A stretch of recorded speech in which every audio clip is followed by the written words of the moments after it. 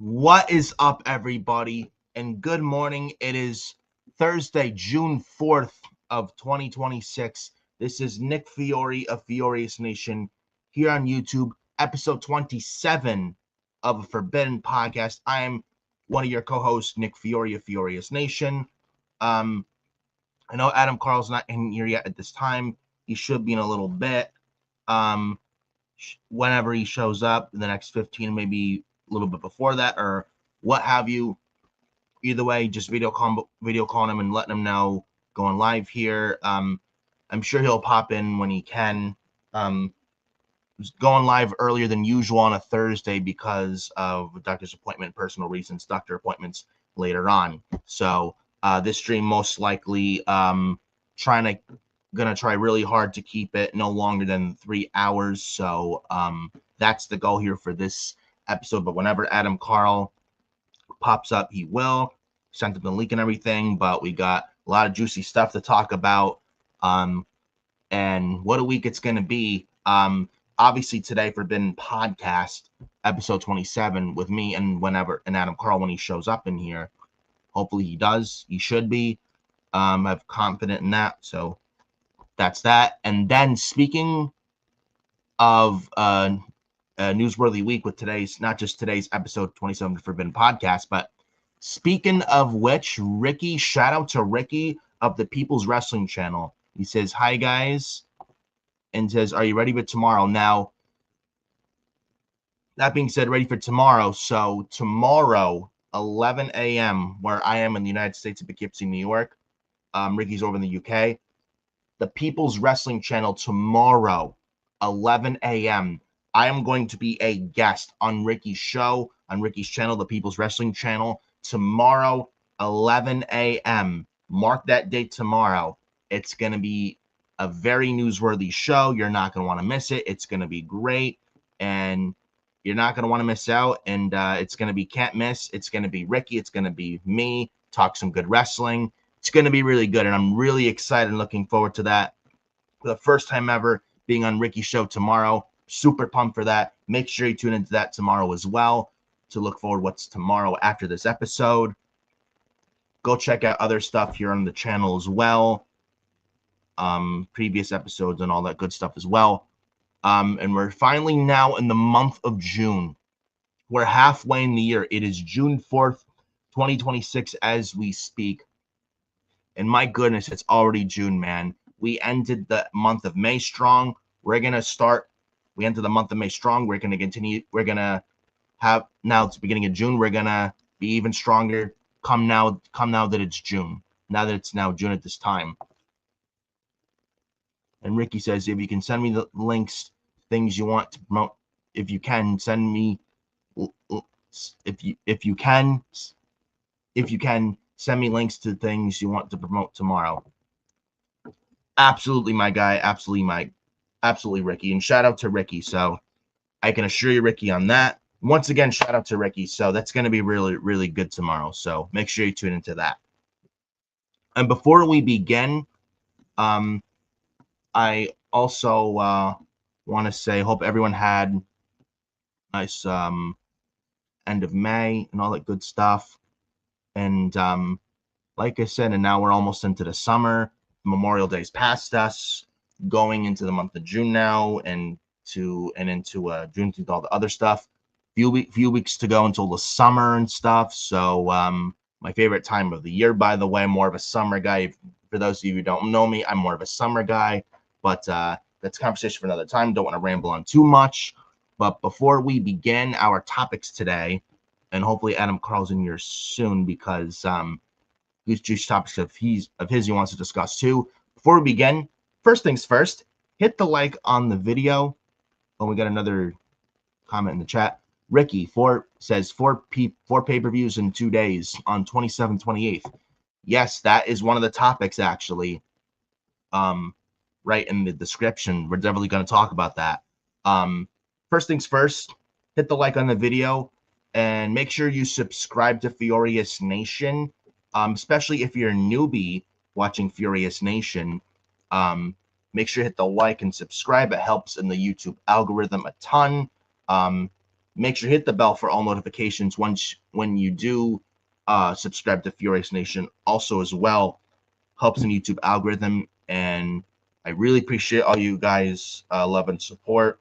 It's super appreciated coming from me to all you guys. I mean it wholeheartedly. It means a ton. You have no idea how much it means, especially what happened the past week. Fortunately, being laid off from my previous job and now trying to file for unemployment and trying to find another job, that's been rough. And it's been quite the week, but I know they say everything happens for a reason, and something will pop up. Just keep being gritty and applying, as a wise one once told me, that you got to be gritty, put yourself out there, and you'll be fine. Things will come. Everything happens for a reason, and some things are a blessing. And it's hard to believe it when you're in the moment when you're laid off, and it's hard to think of the day of being laid off from a job, but it's so true. Everything happens for a reason. And this is on, and that being said, and then this just being a nice escape from all that with wrestling, and it truly means the world to me with you guys love and supporting you, showing up here, and I can't thank you enough, so guys. So thank you from the bottom of my heart to all you guys. Thank you.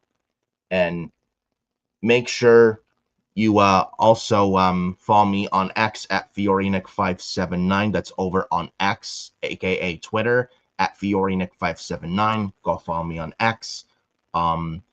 Fiori at FioriousNation over on TikTok as well. Instagram, Nicholas Fiore 2014 over on my Instagram, and Nicholas Fiore 31 on Facebook as well. Add me as a friend on Facebook if you like. So there's that as well. And then follow Adam Carl at Adam Carl 2005 on X as well.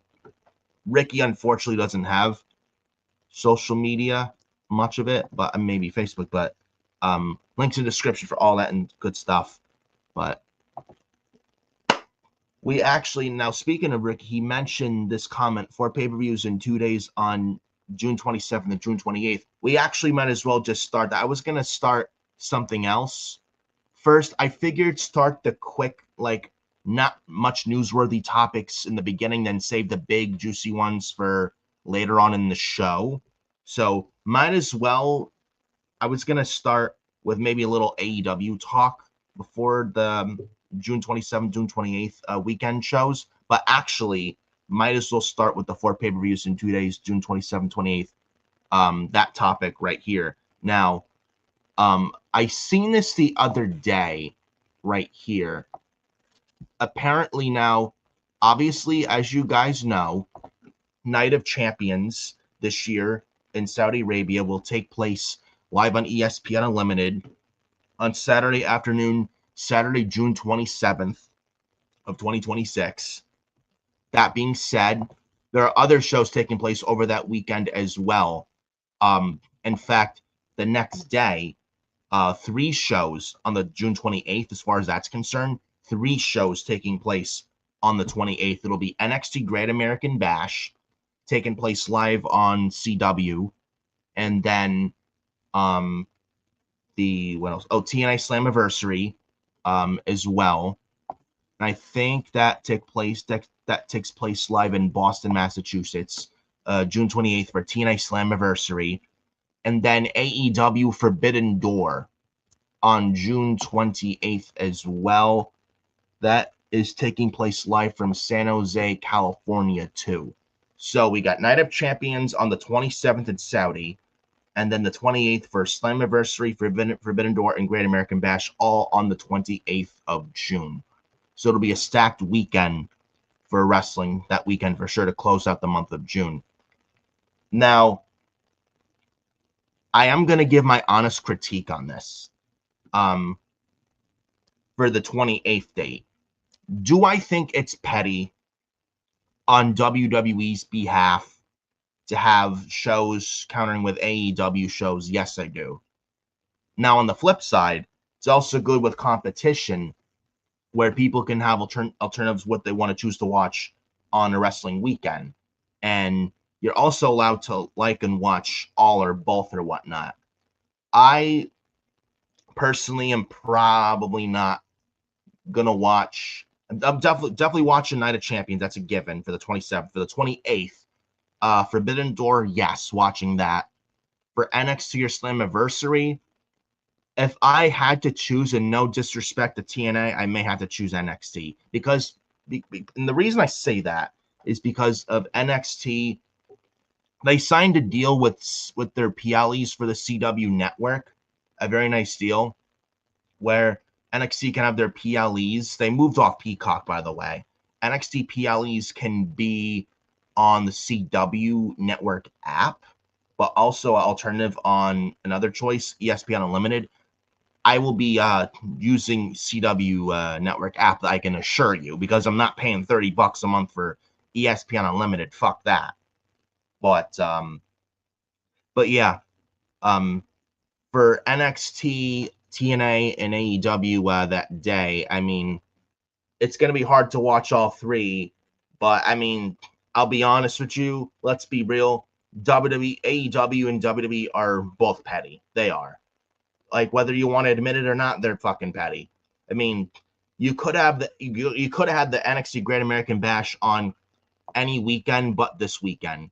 I mean, if it was up to me, honestly, you know what I would have done? I probably would have had NXT Great American Bash. Now, granted, it's on a 4th of July weekend for America's 250th birthday, this 4th of July, by the way, for those of you who celebrate 4th of July. I know it would have been like the day after 4th of July, July 5th, which is on a Sunday this year, but you could have very well done NXT Great American Bash on that date. So that's just my opinion, just a thought. But yeah, they chose this weekend for end of June. And I mean, I don't understand why WWE can't leave AEW pay-per-views alone. And they're trying to get less talk out of AEW Forbidden Door as possible, and I think it's just petty on WWE's behalf. Coming from a big WWE fan here, I have to be open and honest with you guys. I think it's a petty move. They could have done this a different weekend, but hey, it is what it is. But you know what? I will say this. It'll be a very good weekend for wrestling for everybody. I mean, will I watch all 3? Yes, but it's probably not going to be all 3 live. It'll definitely be Forbidden Door watching that. NXT or TNA, it's 50-50. I'm probably leaning towards NXT, though you can watch it any other time. I know some people will say, oh, well, NXT, it'll be over by the time Forbidden Door shows up or Slammiversary. It's still petty. It's still petty, dude. So, I mean, I will say this, though. I mean, it gives fans choices, alternatives, which ones to watch, and everybody wins because you can like all 3, all or both, and you can watch whatever you want at your own time. I get it. I mean, everyone wins. It's like you can. It's like gives more people more options for people to watch wrestling on that weekend. But I just find it petty that they could have left AEW alone on their own weekend. and have NXT in a different weekend. That probably would. Honestly, it would have been better off. You know, I mean, Night of Champions 27. That's a given, no questions asked. But Forbidden Door on the 28th. Just leave AEW alone. That be, and if and TNA Slammiversary could have been on a different weekend too. If you wanted Slammiversary and if you wanted Slammiversary on the weekend, like, or you could have done Slammiversary on the July 5th as well, or the next week, the weekend after 4th of July for all I care. So that's just my opinion, but I just find it very petty on WWE's behalf, and let me know what you guys think on that. And I know I am not the only one who feels that way. And Ricky in the chat here says, I will be doing double the stream. I just hope TNA finishes as Great American Bash starts. I think, let me look it up, because I think they start like earlier. Let me see. NXT Great American Bash start time. Let me look this up.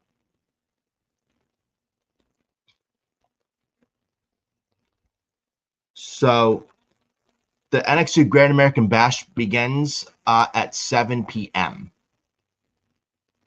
Forbidden Door most likely starting at 8.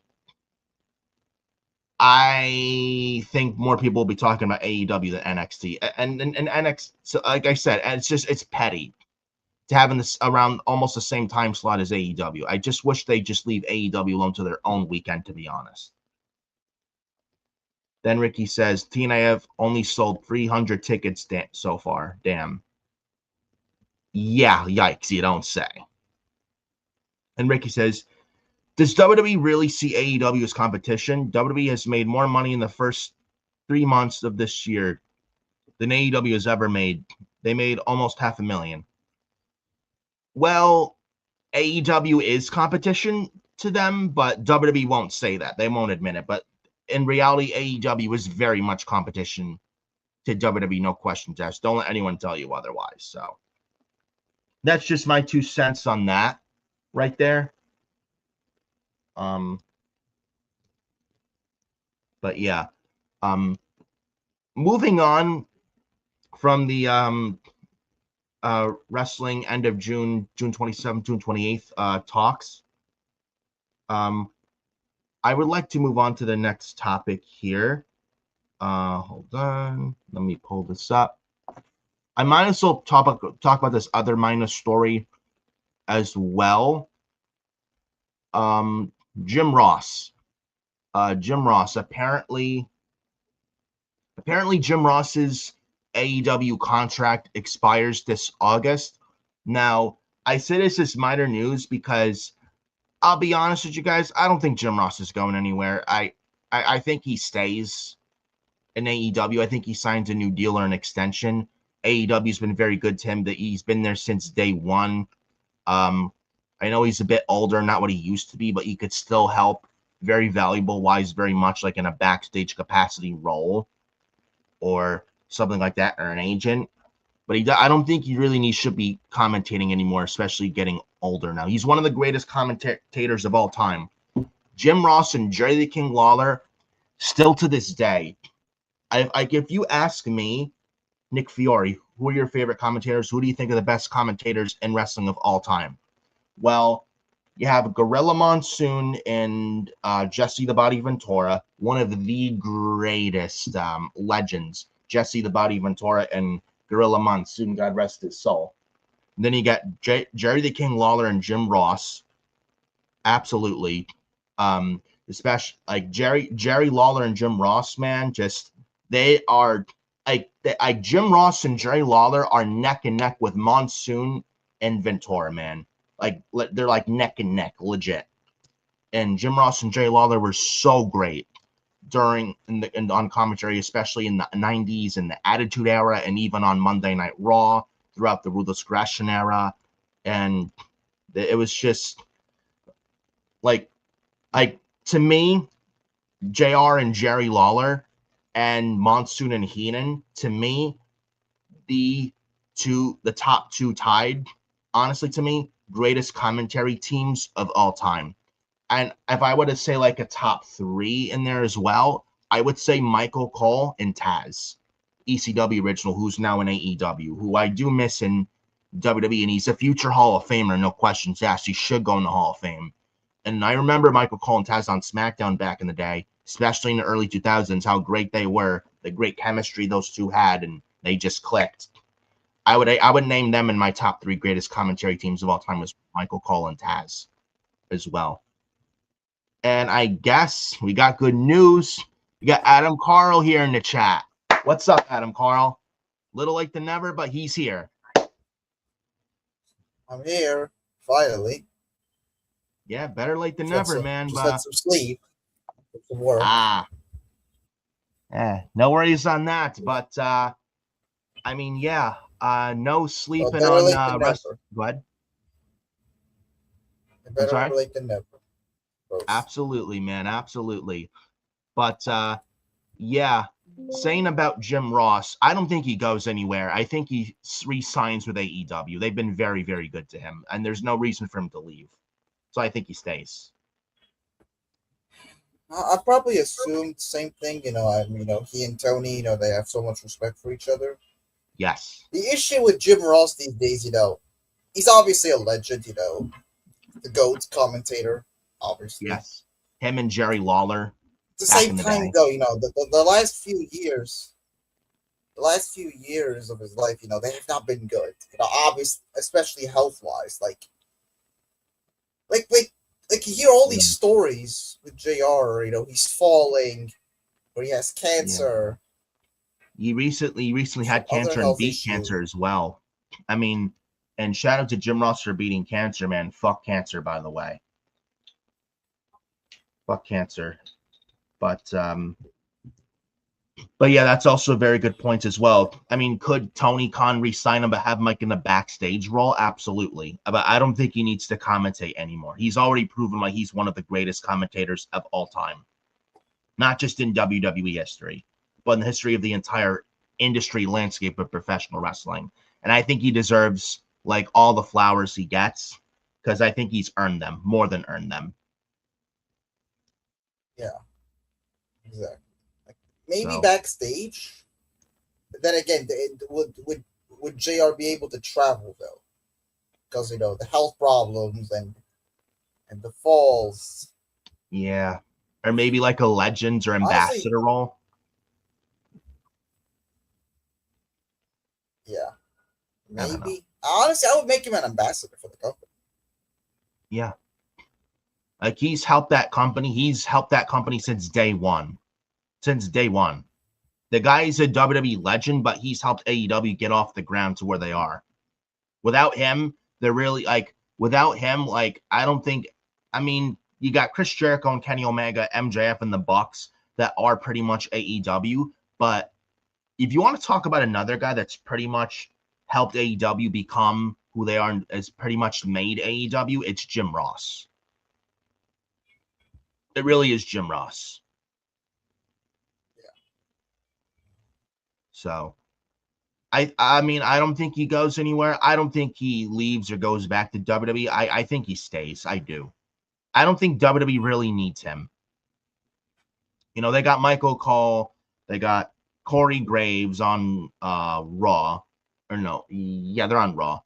They're doing fine. Wade Barrett, Joe Tessitore, NXT, they're doing fine as well. They're both teams are doing good commentary-wise. Vic Joseph, as much as not a big fan of him, they don't need Jim Ross. Booker T, not a big fan of Booker T on commentary, outside of Trick Williams and Stephanie Vecchierhype. But outside of that, I don't think they need Jim Ross. I think Jim Ross pretty much stays with AEW, and Tony Khan renegotiates and signs him to a new contract.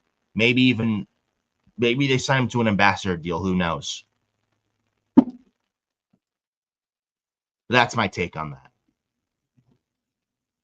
But also other news. Did you hear this news, bro? Curtis Axel was recently arrested for an alleged DWI incident at a McDonald's. He was recently arrested.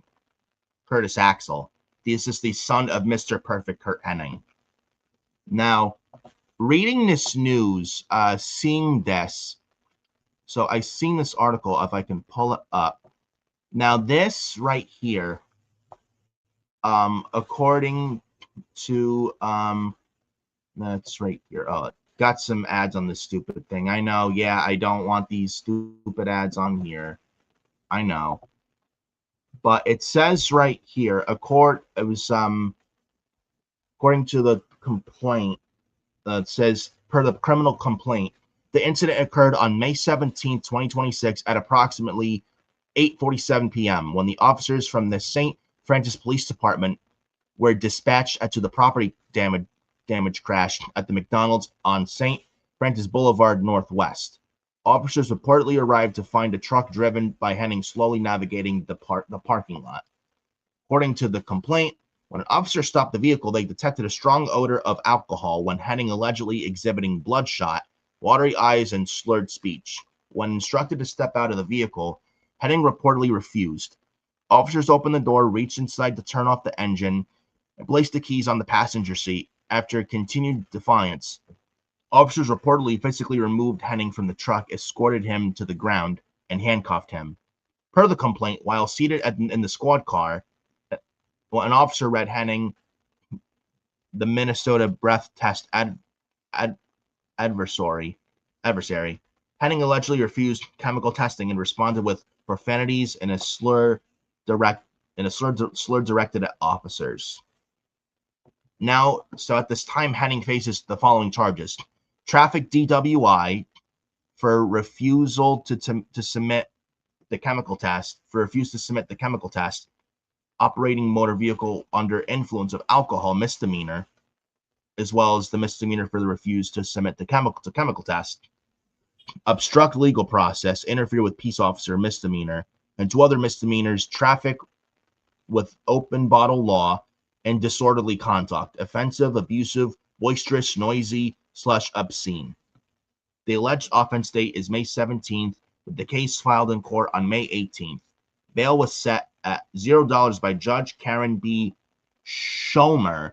Per the court records, the defendant has the option of posting $12,000 bail or bond with no conditions, or $0 release with conditions. End article. Thoughts on this?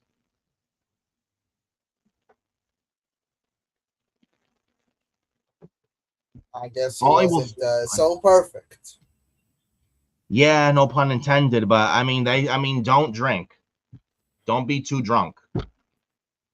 And it's a shame what happened with it. It's like why would you do that? It's fucking ridiculous.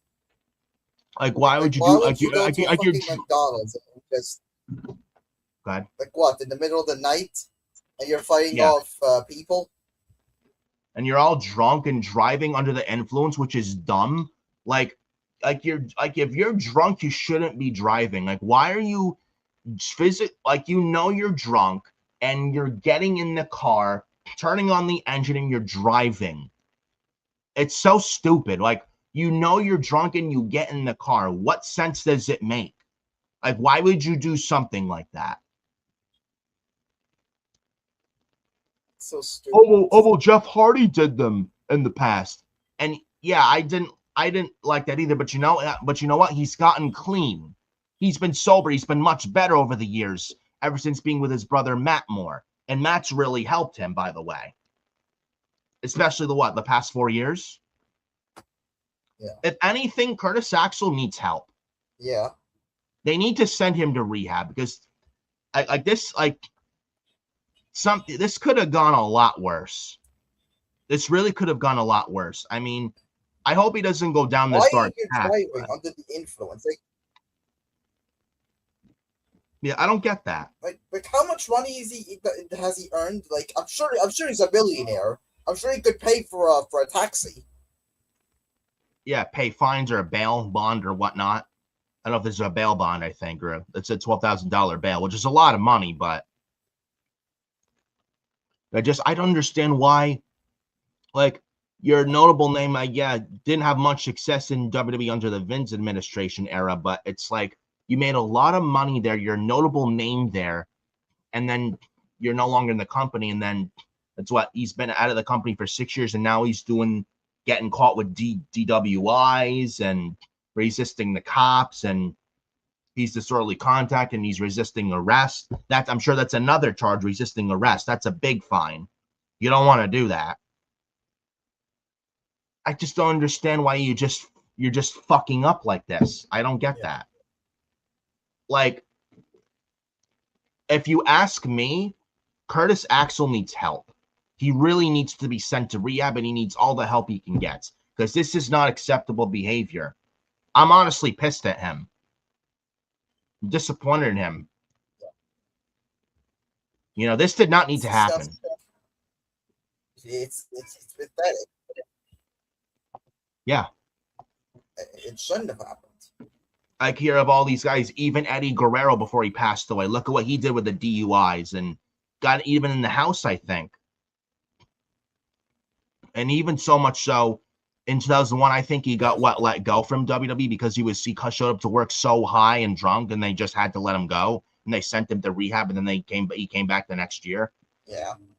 In 2002, I said that's when he worked the Indies, and he was trying to get his act together. I'm sorry. Why would you drive to McDonald's and get pissed off at people? Like this was what, in the morning? Like, people are closing. Like, you should be staying home by that point. Go ahead. Yeah. Just not acceptable behavior. Really not acceptable behavior. Like, do better. This is 2026. It's not that difficult to be a decent guy. No, it isn't. I just hope he's able to turn his life around, because this is just not okay. I'm sorry. There's no defending this. Like, I understand it's like he could have been better in WWE years ago, yes, but it's like you're a notable name there, and you're just trying to dig your dirt in the ground. It's like I'm pissed. I'm honestly more pissed at him. You know, like, it's so sad to see some of these wrestlers, you know, that, you know, could have been something, then they leave, or they leave under circumstances. Remember, Velveteen Dream could have been something in WWE had he not fucked up. Now, this is like a lot worse, but I don't know if I should say that, but it's like both are not okay. But it's like, remember when Velveteen Dream during the Speaking Out movement 6 years ago was exposed, and then Triple H tried to help him, and then Patrick Clark was being difficult to work with and like a drama queen, and they had to let him go because he was just so bad. He was just so bad. And now look where Patrick Clark is, and it's a shame, because he could have been a top face of the company guy today, and he flushed all that down the toilet. Like, what a fucking idiot. You know what I'm saying? I'm sure Adam Carl would agree with me too. Yeah. And all these bad attitudes backstage, the drugs and DMs, whether they were fake or not. Or DUIs, or driving without a license. I think Jeff Hardy drove without a license 4 years ago when he was an AEW dude. Without a license. Like, that's just stupid. Why? Now, what else? Thankfully, Jeff. Thankfully, also attack a gym guy. Yes, yeah, that's another one. Like, thankfully, Jeff Hardy's turned his life around, and Matt, his older brother, Matt Hardy's been a big factor in that, because Matt has obviously for years turned his life around. Jeff was with his history with the drugs, but I feel like the past 4 years, and Jeff's been really clean and sober. Matt's been a big contributor to that, and you can thank his older brother Matt for that, for really helping his brother out, which honestly, Jeff needed his brother. You know, and I'm glad Matt saved Jeff's life over the past 4 years, and still to this day, I'm really happy and proud of Matt for that. And Matt Hardy's not stupid. He's a family man, has a wife, 4 kids. He's not dumb. One of the nicest people you can meet. Great, humble guy in his 50s, but he's a great guy, you know, and good with him for helping turn his brother, and when Jeff turned his life around. Thanks. I mean, kudos to Matt for that, because he really, had it not been for Matt, I don't think Jeff would be sober as he is today, and better now. like Velveteen Dream, like you said, could have could have been a bit. I could have been the face of the company. Could have been a big deal on Raw or SmackDown, but he threw it all away for what? Just stupid. Curtis Axel now doing just shit like this. That's like, why? I just hope he's able to turn his life around, because this is not okay behavior. Hopefully he goes to rehab, because he could certainly use it. And Ricky of the People's Wrestling Channel says Curtis Axel still hasn't been eliminated from the Royal Rumble. Yeah, that was like 2015, 11 years ago. And you had the whole Axel Mania thing. Remember that? Yeah. I don't think we should be using a joke when it comes to situations like this. Yeah, I don't know. Yeah, but it's a shame what happened with Curtis Axel. Just head scratching. Speaking of head scratching, did you read the recent news, bro? Nick Khan, he claims that the WrestleMania 40 plans never changed, and he also claims that WWE doesn't listen to the criticism on social media. Sure thing, Mr. Nick Khan. I don't believe this for a second. Now, I'm going to read you this. Now, this was from at SBJ. Nick Khan claims that the plans for WrestleMania 40 never changed. Quote, by the way, the plan was always how it ended up in Philly 2 years ago. It's a predetermined outcome in wrestling. You want to throw the fans off. You want to let things bake, and then boom, it ends up the way that we wanted it to end up. It never changed. It was just online rumors and gossip that we were changing. It never changed. We convinced Dwayne Johnson to come back. He's on our board of directors. It was a tag team match. He's about the same age I am. So 2 years ago, let's say he was 50. He was obviously in phenomenal shape. He did everything that we asked of him and then some, but that was always the result we were looking for. Bullshit. I smell bullshit. You know, Cody Rhodes won the 2024 Royal Rumble, right? Triple H wanted that. And, you know, the rumors with Rock and Roman at WrestleMania 40 one-on-one, where this could have been Rock and Roman at WrestleMania well before WrestleMania 40, but Rock chose to not show up and wait, and Rock would decide to show up when he'd feel like it, because Rock only cares about himself and the paycheck. He don't care about pro wrestling. He's just there for his shitty Hollywood movies, for the shitty Hollywood money. That's all Rock gives a shit about. And, you know, Triple H just like trying to get in hold of Rock. Rock, are you going to be in the 2024 Royal Rumble and win it? And Rock was hard to reach out to. And he wouldn't respond. He wouldn't show up. No answer. So Triple H went with Cody Rhodes win the Rumble. And then remember that SmackDown after the 2024 Royal Rumble where Cody Rhodes told Roman, I choose you, Roman, but not at WrestleMania. And then that's when The Rock came out. And Rock just takes Cody's Royal Rumble win away from him. And Rock wasn't even in the Rumble. Didn't even win the Rumble. And Rock takes Cody's Rumble win away from him. Like, what? Like, what for what? It's so fucking beyond dumb.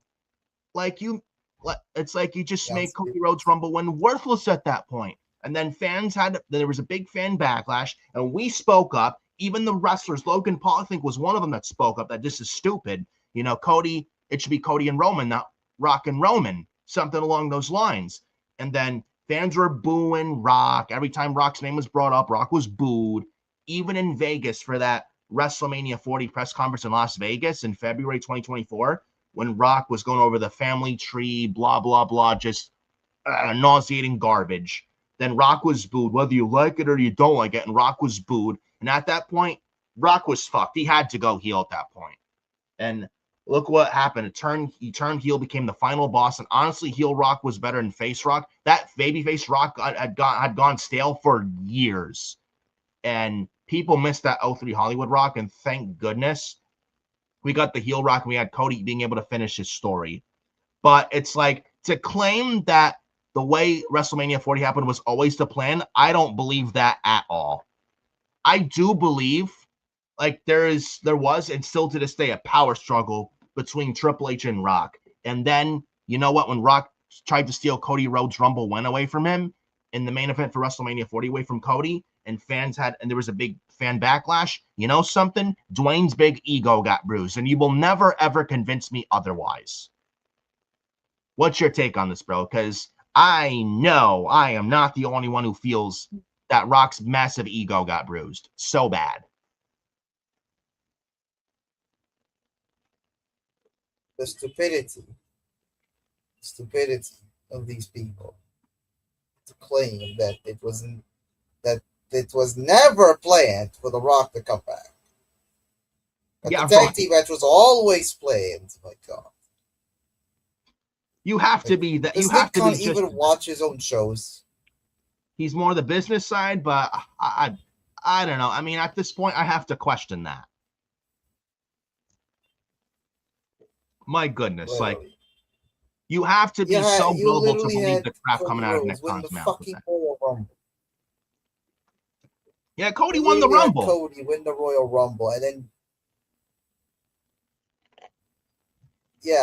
and then a week later, you almost have him give up his WrestleMania title shot. Oh, well, Rock and Roman and Seth and Cody. No. How does that make any sense? It makes no sense. Oh, but Rock and Roman's a big Money Mania match. You could have done this in 2023 in Hollywood, Los Angeles. That would have been perfect. Or even in Dallas for WrestleMania 38 in 2022 or 37 in 2021 in Tampa.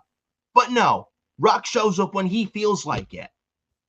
He shows up when he feels like it, when it's convenient for him, not when it's convenient for us, because Rock's all about this and this only. Rock doesn't give a shit.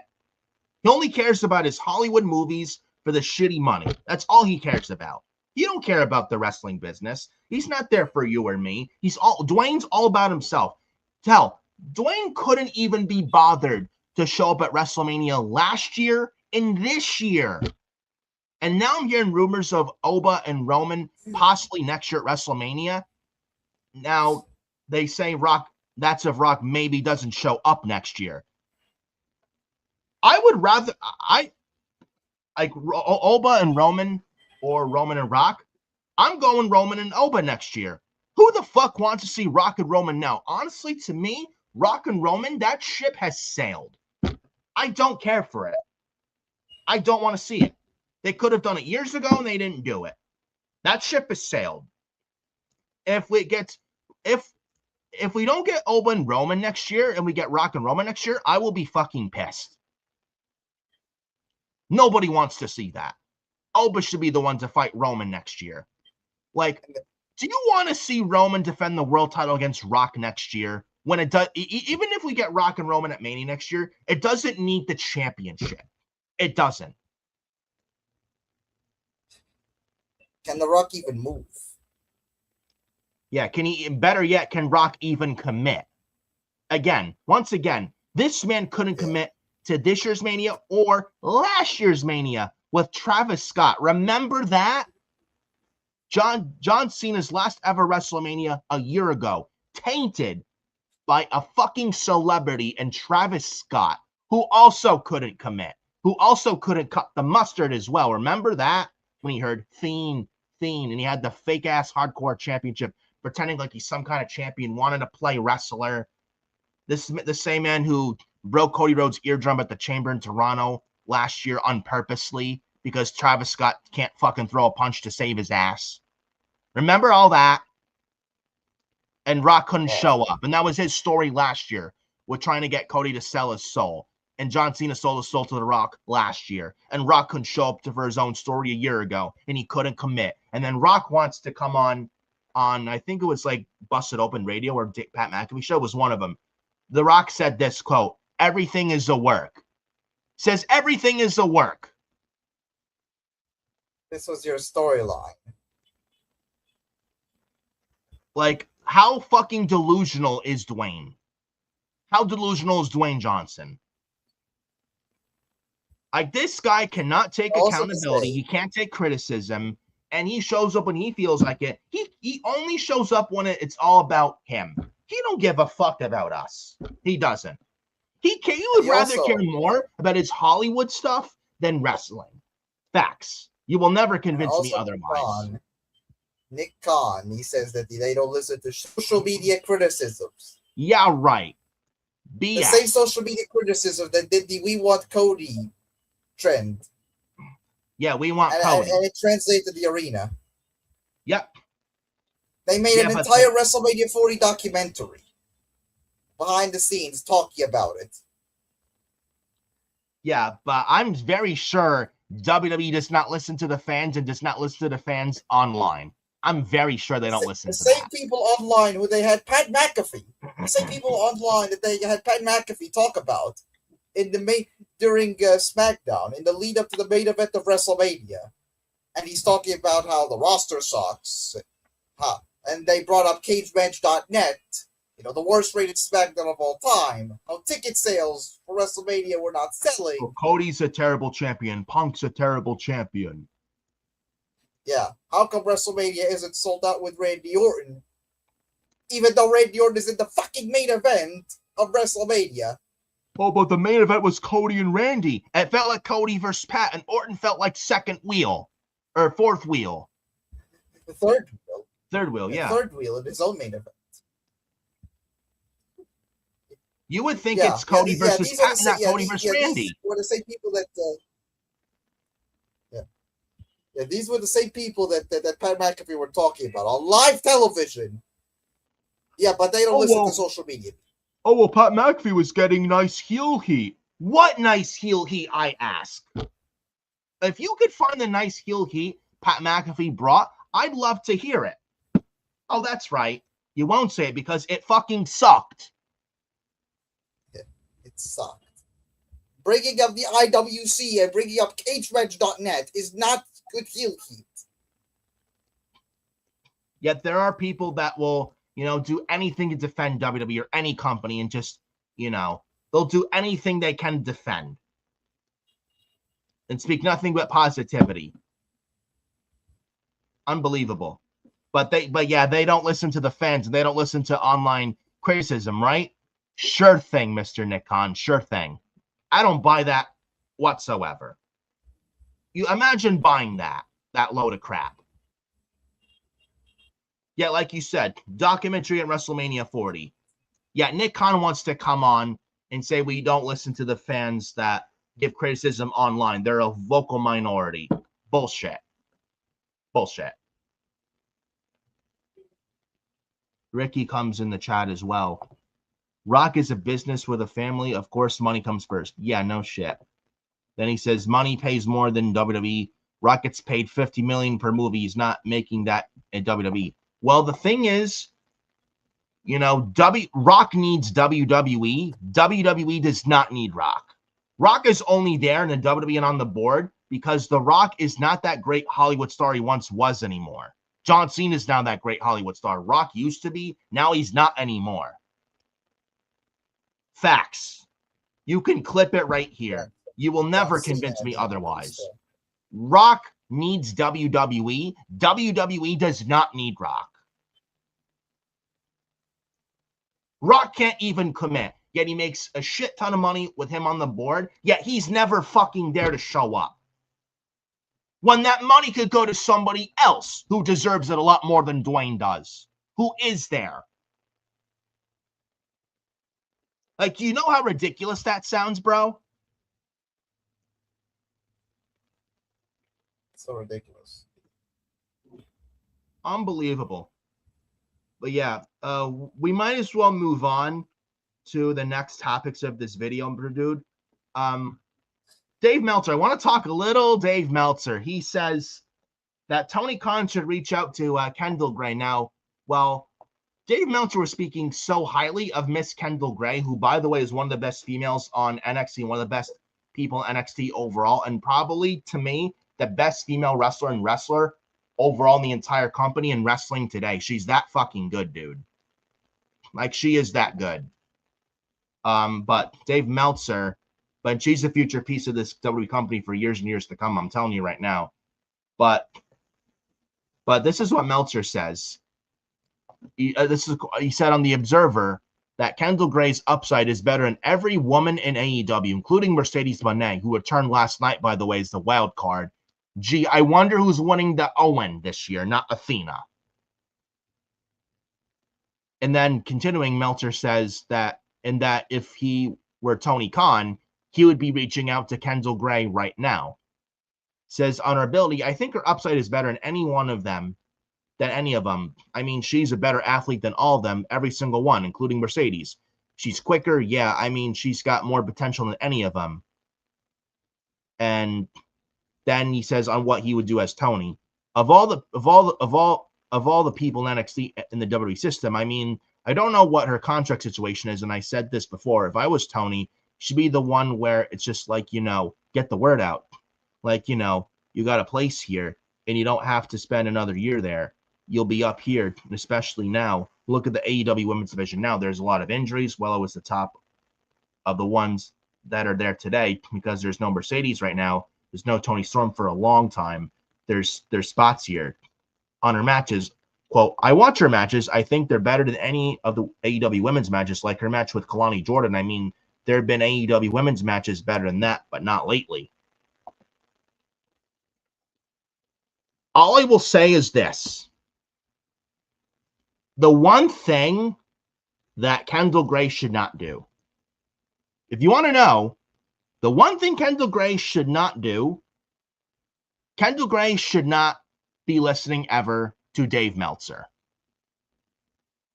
Point blank. If you want success in this business, do not listen to Uncle Dave. Do the opposite of what he does. Yes, and do the opposite of what he says. First of all, she's well into WWE contract. And why would she leave, by the way? Why would she leave? This is another thing people are not thinking about. Make it make sense. Like you say that you like her more than the women in AEW, and you think that she's a better athlete and better than Mercedes. That you want. You're saying that if I'm Tony, I would be reaching out to her. Like, is all of a sudden Dave Meltzer now Tony Khan's talent recruiter? All of a sudden, make it make sense. Make this make sense. And she's well under a WWE contract. This is like contract tampering. Like, is Meltzer now the talent recruiter for Tony and AEW now? You're saying that you like her more than you think that she has more potential than all the AEW women's division. She's better than Mercedes, and yet you want her. And yet you're saying that if I'm Tony Khan, that I would want to sign her. My God, like, bro, make it make sense. Then again, it's Dave Meltzer. Does he ever make sense? Never. Rare cases he does. And I don't know who, imagine believing the Observer and believing anything he says in 2026. Like, you have to be that fucking gullible and worse than he is to believe anything that he says. The guy is full of shit. Meltzer is legitimately full of shit. The guy has no credibility, and more times than not, he gets things wrong than he gets things right. This is why with the Observer, take it with a grain of salt. Like, 9 times out of 10, he gets it wrong than he gets it fucking right. Like, do not believe a word he says it. Like, more times than not, don't believe a damn word he says. He's full of shit. Meltzer is full of shit. And I don't care who I upset or piss off. It's the truth. Like you have to be out of your mind to believe Meltzer as a source in 2026 in pro wrestling. Oh, but Meltzer's done it longer than anybody. Who cares? Who gives a shit?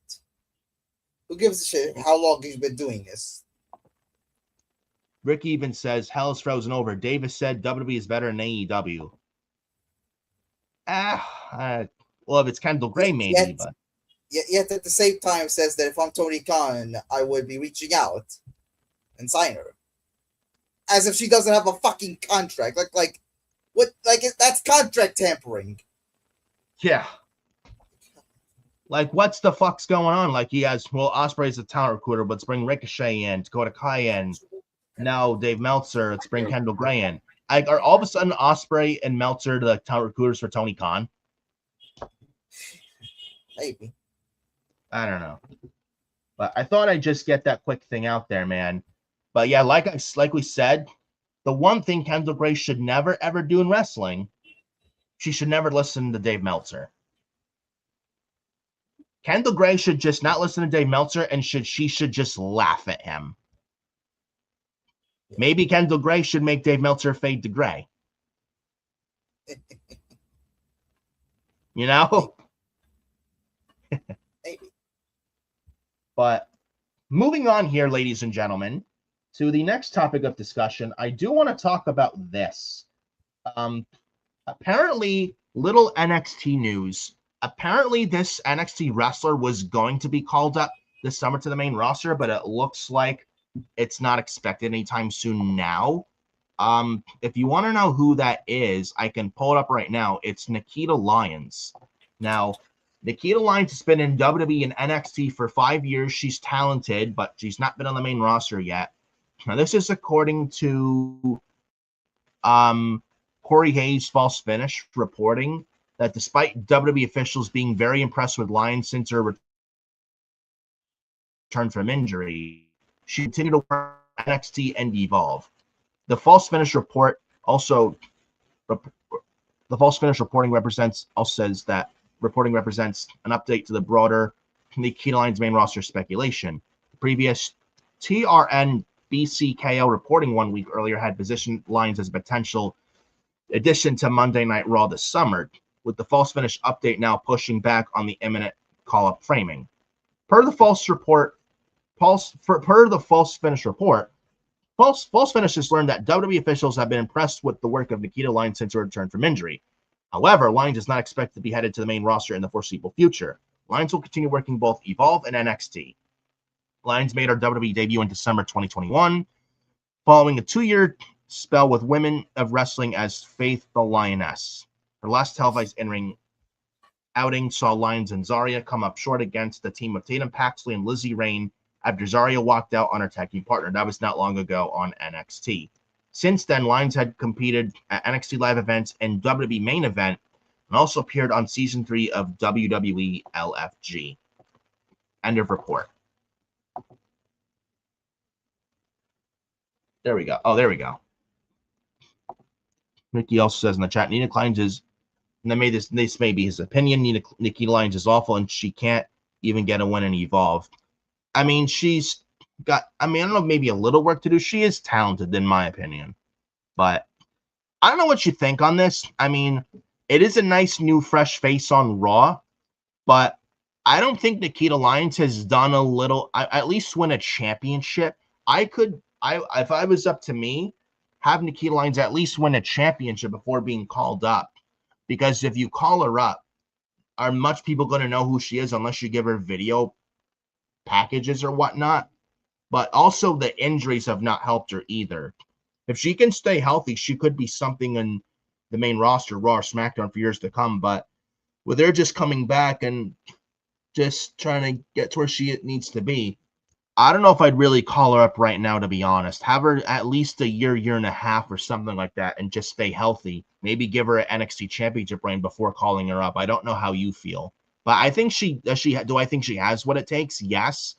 But I think but with the injuries have not helped her whatsoever. And I think her and Evolve, not just NXT Evolve, it's like a last chance thing, because how many times she gotten injured? Like more than once?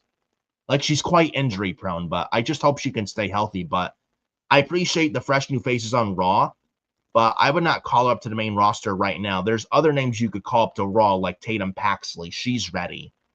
Or Zarya, I think by the end of this year, beginning or around, I would say the latest around right before or after Mania next year, you could call up Zarya. But in my opinion, Lola Vice, you could call up same thing. Kendall Gray could also be on SmackDown as well, killing it. But Nikita Lyons, I think needs a little more time, in my opinion. What do you think? I think that's honestly what has the reason why she was never called up to begin with is because of her injuries. Yeah. It was well, she had 2 knee injuries, and then she was out for a long time. Yeah, one of them was like an ACL injury. Yeah. Which is a big injury. Like, it hasn't helped her case, she kept, she was hurt. That's why they never gave her the call up to begin with. And they don't want to call her up just yet, at least. Yeah. I think she will end up on the main roster at some point, maybe next year, maybe a few months. As But long as she can I stay think healthy. she needs a little bit more time in NXT. And I mean, with all fairness to her, I mean, she's done well. I mean, she dropped weight. You know, she's slimmed down. She's doing some good work. I think that's what probably helped a lot. You know, she slimmed down, and she has had better mobility now, and it's been easier on her knees. Yeah. So, but I mean, if she doesn't want to get released, she can't get injured. I think this is like her last chance. Yeah. Like on a borrowed time, it's either, you know, go to Evolve and the NXT become something without getting injured, or you get released. Yeah, and I think I think the move to Evolve has been a blessing for her. She's done some good work so far on NXT. Yeah, like look at Kendall Gray. When she started NXT, and then she was just no character, just a noob, like no character, like no, just was like you didn't see anything yet in her. She was just another body on the roster, just another wrestler on the roster. Then they have Evolve, and then she goes down to Evolve, becomes Evolve Women's Champion. She kills it. She's like a completely different person. You wouldn't even recognize it the same person. Kendall Gray. Look what she's doing now. You know, even Wendy Chu, I think, is down there now as the Evolve Women's Champion. You got some talented people over there. PJ Vasa. I think you got not the Key Lions there as well. You got, I think, one or two more. I'm trying to remember them, but yeah. But the Key to Lions, I mean, yeah, the move to Evolve has been a blessing. You know, at least she can find herself like Kendall Gray did, and Wendy Chu as well. She's doing decent down there. Maybe we see her as Evolve champion, or maybe as Women's North American champion. Yeah, I mean, look at Wendy Chu. Remember when she had the pillow sleeping gimmick? She got rid of that immediately when she went to Evolve, became serious, and now she's the champion down there. Yeah, she's done well. Yeah. So they have some talented people down there in Evolve. I think Sloane Jacobs, who used to be an NXT 2.0, was released and then went to the Indies, and she's a WWE ID prospect, and now she's back in WWE under the WWE ID program. I think she's wrestling Evolve as well as Sloane Jacobs. I remember she was very green as grass in 2022. Then she got cut, went to the Indies, and now she's back, pretty much, technically. And she's still doing Indies and signed with the WWE ID program. So she's pretty much back. Again, they got talented people down there in Evolve, but I just hope Nikita Lyons can find herself. I do. Because she's got potential. She could really be something.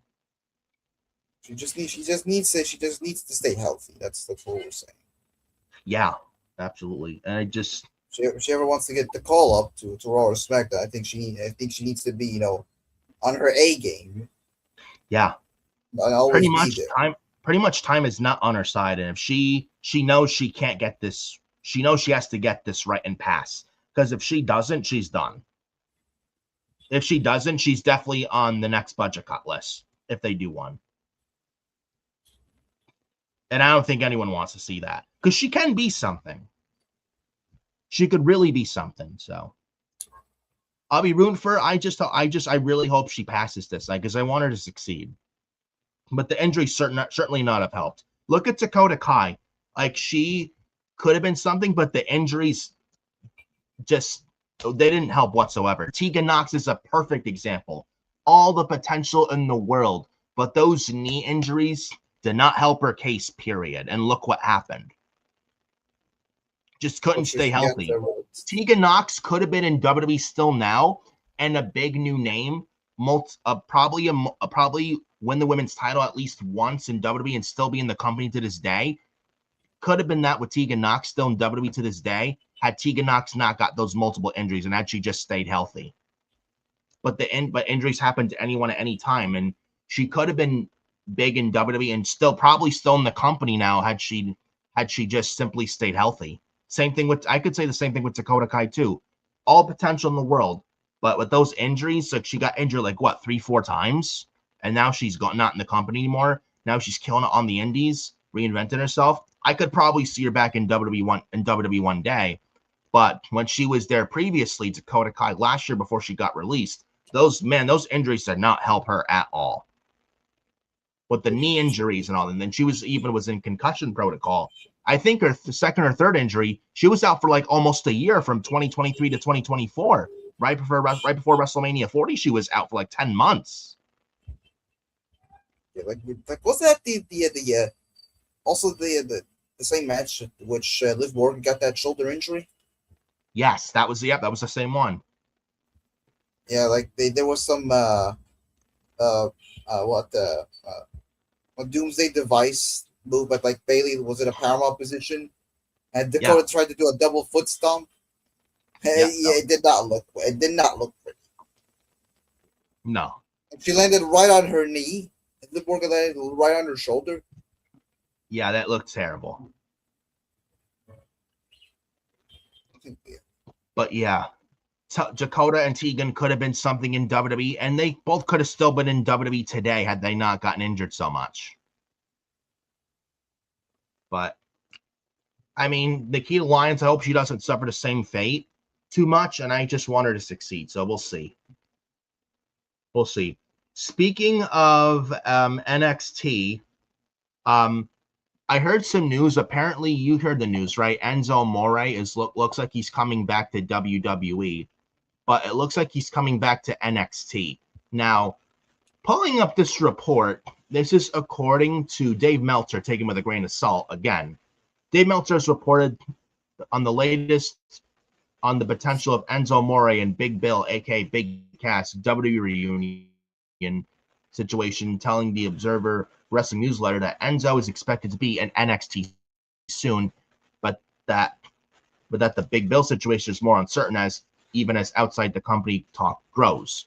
Per the report, the current plan is for Enzo to be on NXT soon. Nothing on Big Bill, the former Big Cass, is officially even talked about heavily in the company.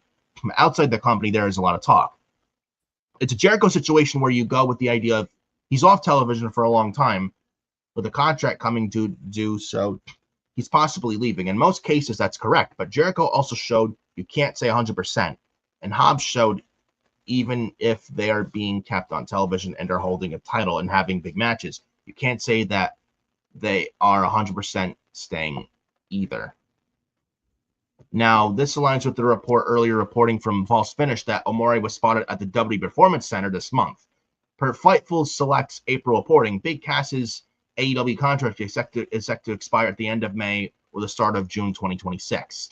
He has not appeared on AEW television since the February parking lot street fight on Collision and has worked only 2 AEW matches across all of 2026. The WrestleVotes radio report on Fightful Select had also previously confirmed that WWE has an active interest in reuniting Enzo and Big Cass. Amore has been working several independent circuit places since January 2018. Since after his January 2018 WWE release, he has wrestled for MLW, Northeast Wrestling, around the Northeast of the United States, House of Glory, GCW, and a number of regional indies under the Real One name.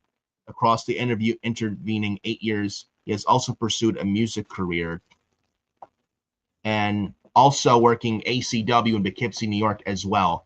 I was at the one on May 16th for ACW Reckoning. I was there doing his How You Doing promo, and man, he was over as hell, man, and stuff like that. And it also brings up that the sexual assault case against Amore was closed by the Phoenix Police Department in 2018 with no charges filed. It also says Enzo and Cass were one of the most over tag teams in NXT and on the main roster in the mid-2010s. They never held the NXT titles together, but they split in 2017 when Big Cass turned on Enzo on Raw. Big Cass was then released by WWE in June 2018, and then he joined AEW in 2014 as Big Bill. I remember they broke up Enzo and Cass in 2017. That was the dumbest thing they could have done. But Enzo and Cass, man. But Enzo, man, I've seen his work live on the indies too. I will say this. Has he improved? Yes, I do think he has. That I will throw it. So that I'm just throwing out there. Big Cass, I mean, it's probably any time now. If the rumors are true, WWE wants to bring back Enzo and Cass, want to help their tag division and stuff like that, according to reports. Big Bill's not doing much of anything in AEW. I don't know. It's like I don't think he's been injured in AEW, right? Or Tony tacked time to his contract. No, he's never been injured. So he should be. He's not one that's serious. So maybe Big Bill is exiting any time now. Who knows? But or maybe they just want to keep it quiet under the rug or whatnot. Or maybe Fightful won't say anything that Big Bill is gone from AEW because probably Fightful and Sappy Boy doesn't want to upset Tony Khan, which Tony Khan I'm sure has paid them off. Don't bullshit yourself. Sap and Meltzer are paid off Tony Khan AEW shows. Do not let anybody convince you otherwise. Who's to say? But I think Big Bill's probably gone from AEW, good chance, more likely than not. Like, what is he doing there? He's doing absolutely nothing. And I would say just get out of there. You know, he's doing fuck all there. They're literally saying that, you know, he's not been on AEW television since February. They've barely mentioned him on commentary either. Yeah, he's not been on the show since February. Since what, that parking lot match? I think it was him, Brian Keith. Who Did you know he's a bounty hunter? Oh my god. Yeah, that was terrible. The worst bounty hunter ever. I mean, he never wins anything. And he's been on AEW TV twice this year. Ouch. They lost to the Rascals. Yeah, I think Big Bill is good as gone from AEW. Yeah, that was the last time we saw these guys. You know, Big Bill and that's the last time at least we saw Big Bill. I mean, the Rascals and Brian Keith have been on AEW television since then, but not Big Bill. Yeah, but with Enzo and Cass on NXT, that's interesting. The writing is on the wall for him. Yeah, like for that to be out for that long, your deal is coming up. Yeah, the writing is on the wall. Yeah, but I will say this though: Enzo and Cass on NXT is an interesting one. You'd think they maybe go right to the main roster because the main roster crowd knows who they are, but them to go to NXT is interesting. What do you think of them maybe going to NXT instead of right to Raw or SmackDown? I mean, why not? I don't. NXT's tag division also needs help big time. WWE system. They get to the WWE way of things. They get their feet wet again. I mean, Enzo and Cass were great in NXT, especially in the Black and Gold days. They were great. So over, charismatic. Everybody loved Enzo and Cass, man. Me being one of them. Especially in like 2014 NXT. They were fucking awesome, dude. When the SAWFT soft, that was awesome. I'll never forget the Raw after WrestleMania 32 where they made their Raw main roster debut, confronted the Dudley Boys. And then Enzo was running his mouth to Devon, and Devon got so pissed. Then he said that the Bubba Ray as well. And then Big Cass was calling them soft. But I do wish Enzo and Cass won the tag titles in NXT before being... I do wish Enzo and Cass won the NXT tag team titles in NXT, though, before they got the main roster call-up. If they go to NXT, do I hate that? No, I don't, because I think more than any brand or any show in the WWE, I think NXT, look at their tag division. They really have nothing. Like, who do they have? Out the Mud or OTM, who people compare them to Crime Time, and I shake my head. Like, they're not Crime Time. They're not even close to Crime Time. They got Dark State, who I'm not that high on right now. They also got, like, who? Vanity Project. That's probably the only good team they have. Like, who else do they have? Hank and Tank are a decent tag team. That's like 2 tag teams. That's not a division. If you add Enzo and Cass, I think that would help. And they would get over within no time at all. In fact, maybe give them the tag titles. Honestly, they should have won them in their first WWE run, to be quite honest with you. But I don't know, what do you think overall of Enzo and Cass probably going in NXT before going right to the main roster? I think it's a good move. I mean, if the report is true, I think it's a good move, and that NXT could use some star power for their shows. And if you have plans for them, and if you don't have any plans for them yet on Raw or SmackDown, like if you don't have any plans for them for Raw or SmackDown, like if you have nothing for them for Raw or SmackDown at this time, I would say, don't bring them up to Raw or SmackDown unless you have a plan. If you don't have any plans for them, like you're not gonna bring them up without having a plan. You're not gonna bring them up without having a plan. NXT could use them more. To be honest, I don't think many people are thinking about it. I think it's great to have them. I think it's a better move to have them in NXT. To have them in NXT for like a year or so, and then call them up. Something like that. Oh, and Ricky also brought up the culling. Who? Moving on. Yeah, didn't they lose on Tuesday in NXT? I think it was Shawn Spears and who? Well, Nico Vance. Yeah. Who? Yeah. I forgot who he was. He's irrelevant. He sucks. Moving on. Oh, but didn't they lose? I think they lost to the Vanity Project. Yeah. And rightfully so. That's all they do these days, lose. Yeah. My goodness. Yeah, NXT's tag division is fucking deplorable. It's not even funny. Oh, but they got OTM. The Crime Time guys. Do not ever pair OTM to Crime Time. Crime Time actually had charisma. Yeah, Shad Gaspar, God rest his soul. And they were entertaining. OTM are not. Yeah, OTM is not even close to entertaining. They are not entertaining. They don't have charisma. There's a reason Jada Parker's a bigger star than both OTM guys. There's a reason. She's the star of this group. Yeah. But man, NXT's tag division is so bad. They really need help. Well, I would say Raw and SmackDown tag divisions need help. I would say merge the Raw and SmackDown tag divisions, but NXT's, man, Jesus Christ, like NXT's tag division is so bad. It's non-existent. I have two teams and the rest of the teams are fucking absolute scrubs. That's not a division. That's not a division to me. To me, that is a dead division. And they could use some life again. Adding Enzo and Cass for sure would help. It would take more than Enzo and Cass, but that would be a good step. Yeah. Maybe get the Righteous in there when their TNA deals are up. I don't know why they would go to AEW when AEW got them wrong the first time. Have them go to NXT, the Vincent and Dutch of the Righteous from TNA whenever their TNA deals are up. You know what I'm saying? Or maybe some teams on the indies, some people may not be thinking about that I could be thinking about.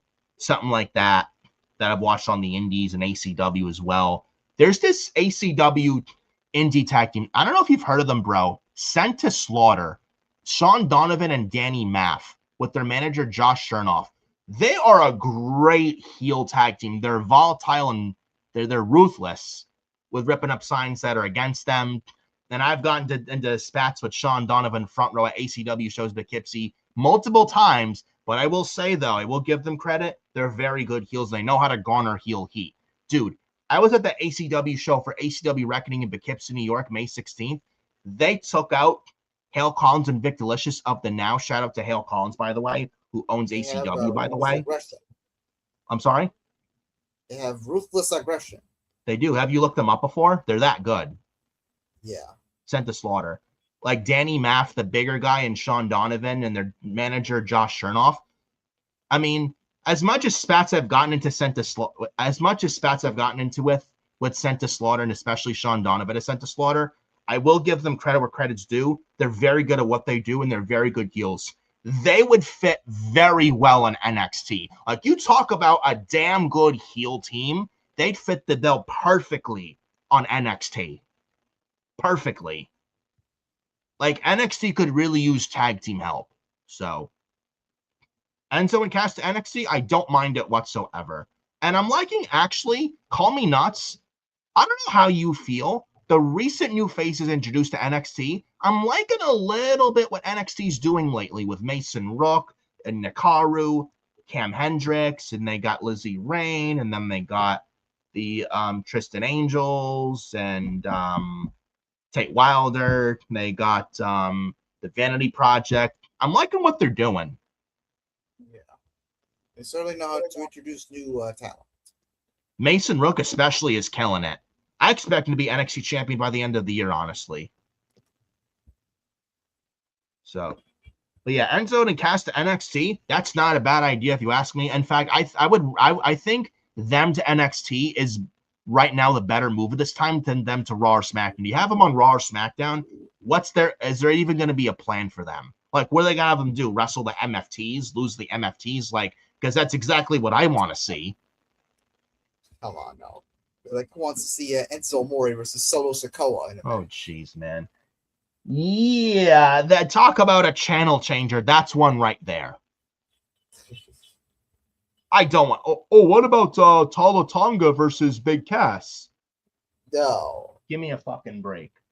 Please, no. Something that Bruce Pritchard would get a fucking hard on for. My goodness. Moving on. Oh, Big Cass. Tala Tonga. Yeah. Big Cass and Tala Tonga. That equals ratings, Bruce. That's good shit, pal. But I do want to bring this up. Mike Santana. Now, this is not much news. I think it's pretty much a given. His TNA deal is up this summer, and WWE has interest. No surprise. This is according to, if I can pull up the article, this is according to, if I can pull it up, it says that according to PW Insider, WWE has shown interest in Mike Santana before, and they're interested in him when his contract expires in July, with Mike Santana's TNA contract about to expire in a few weeks. And now in a few weeks is Slammiversary. I expect Mike Santana to be on that show and do the job. And I think that's his last TNA match before he goes to WWE. And I don't think he goes to AEW. And why would he go back to AEW when they failed him big time the first time? I think he goes to WWE. He goes to NXT for like at least a year, and he's familiar with that. I think WWE gets a very big name in Mike Santana. I think you may think the same way.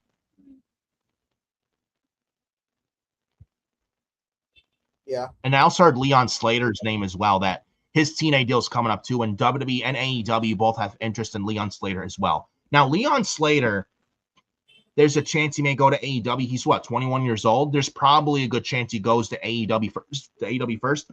WWE is always going to be there with Leon Slater no matter what. So maybe he goes to AEW for like a few years and then he goes to WWE because he's 21 years old. That's a big factor to think. Does Leon Slater go to WWE or does he go to AEW? Now, Mike Santana, I think he goes to WWE, but Leon Slater's an interesting one. Though, if he goes to AEW, there's a bunch of, there's 10 or 12 different Leon Slaters in AEW, whereas in WWE, he'd stand out. AEW, he'd feel like a lot of other people. He'd really have to, change who he is, like Ricochet turned heel when he came to AEW.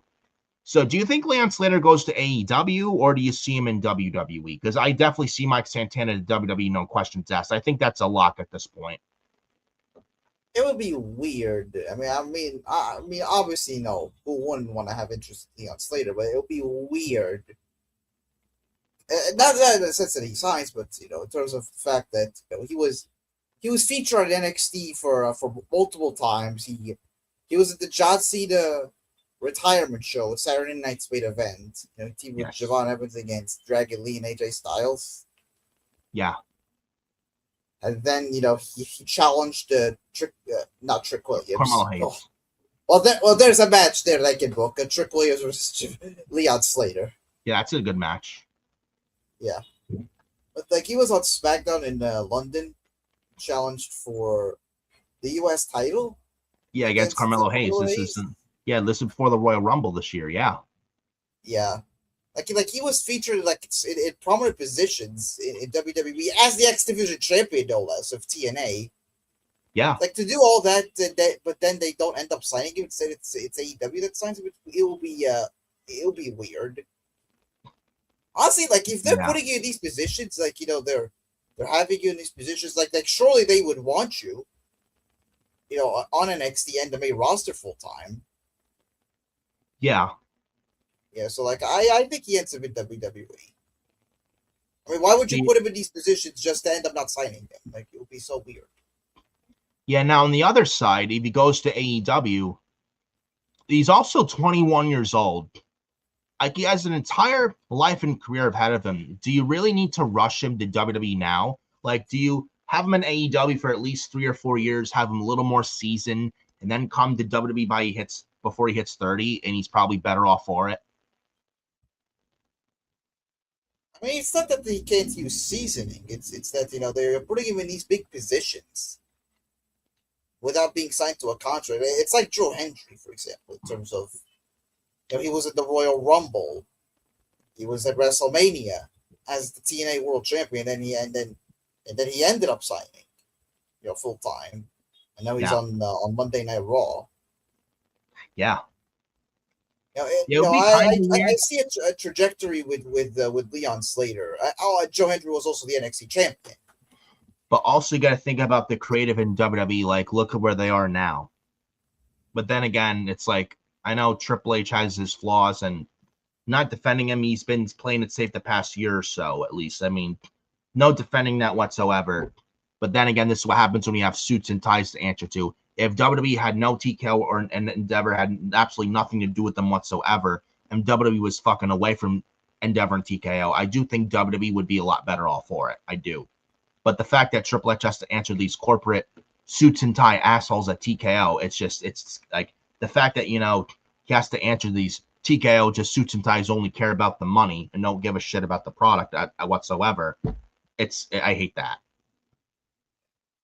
Where do I think Leon Slater goes? I think he ends up in WWE. I think it's a lock. I think the same thing with Mike Santana. Yeah, Mike Santana is a given, no questions asked. And I think he goes to NXT. If Leon Slater makes the jump to WWE from TNA, I think he goes to NXT as well. Yeah, because if there's any brand that could use help right now, it's NXT. You have Mason Rook, you have Tony D, and if Tony D's getting called up, I think it only makes sense to bring in at least Mike Santana there. Yeah, absolutely. The only thing is, if Mike Santana goes to NXT, he can't do the indie shows like ACW or House of Glory anymore. But what a story for Mike Santana. From a tag team guy to a successful single star. And look at where he was in LAX and as LAX tag team in TNA. And look at him in AEW in the Chris Jericho Inner Circle. And then he didn't want to team with Ortiz anymore with LAX and Santana. And man, he proved a lot of people wrong. And look at what Santana's done as a singles guy. Like, he's proved a lot of people wrong that he can do the tag team. Like, he's not a tag team wrestler. He is a singles wrestling star. And look what he's done. Like, Wrestle House of Glory killed it as a singles act. TNA became the world champion. Showed up in WWE, like, paid his dues, blood, sweat, like, put in the work, sacrificed blood, sweat, and tears all these years to finally get on WWE television on the NXT brand from representing TNA last year, and he got a massive pop. And also the fact being a New Yorker guy as well. And Mike Santana is a future piece of WWE for years to come. And I'm sure he'll fucking kill it. And the guy is great. Mike Santana is awesome. I've seen him live, ACW in Poughkeepsie, New York. Mike Santana is fucking good, dude. He's so good.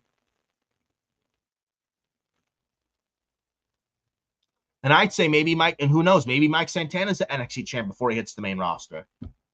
I would say have him in NXT for at least a year and a half to get his feet wet just a little bit.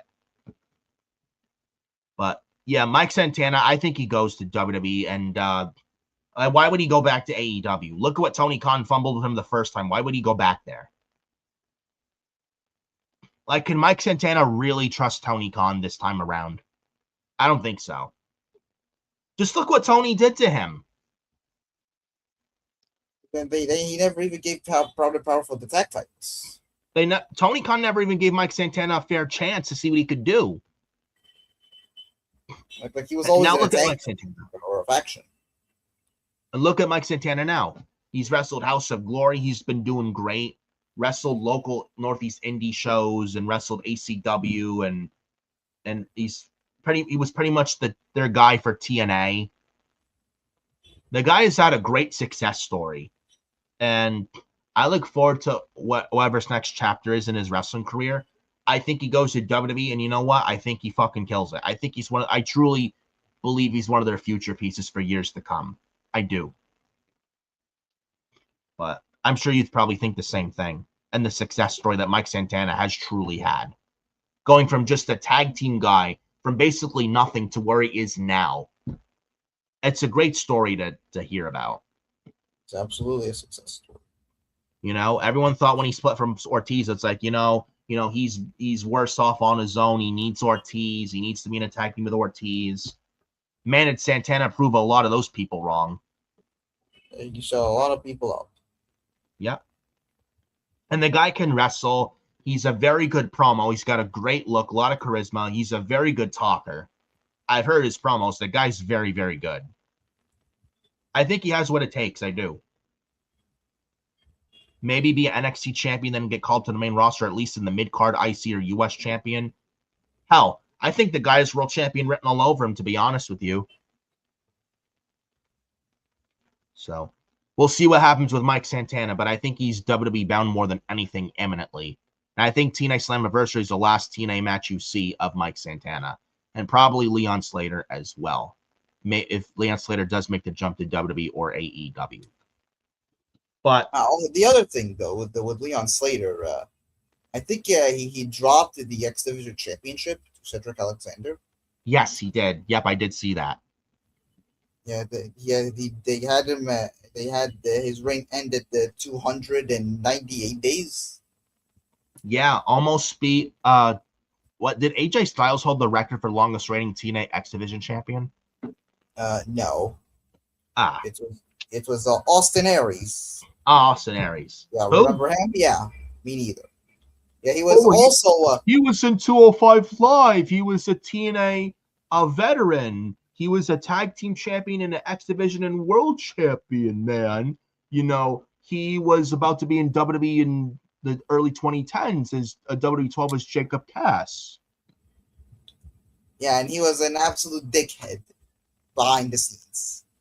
But he left in 2017 after being in the company for a year.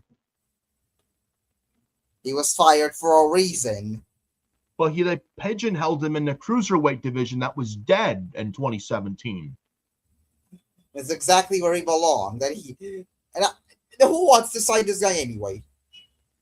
Didn't he sell a Starship Pain from John Morrison in TNA in like the late 2010s or something?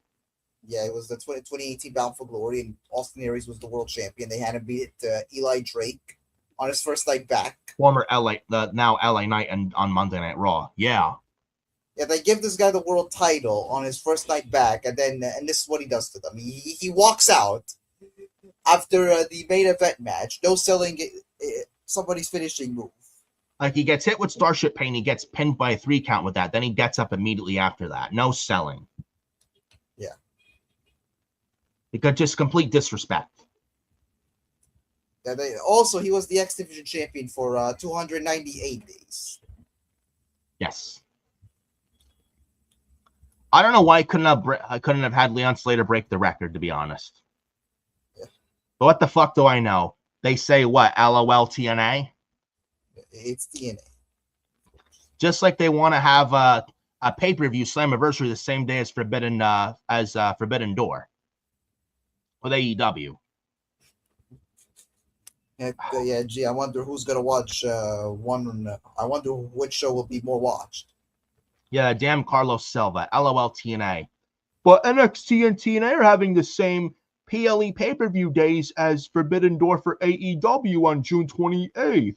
What are you complaining about? I think it's fucking petty, to be quite honest with you, bro. Why can't you just leave AEW the fuck alone? Like, how is this helping TNA to have NXT and AEW? Like, are people going to be talking about TNA more than AEW on June 28th? I don't think so. Yeah. LOL TNA at its finest. Oh, but you should talk about TNA more on this show. Nope. No. But you should talk about TNA on More Forbidden Podcast. Nah, I don't think so. No.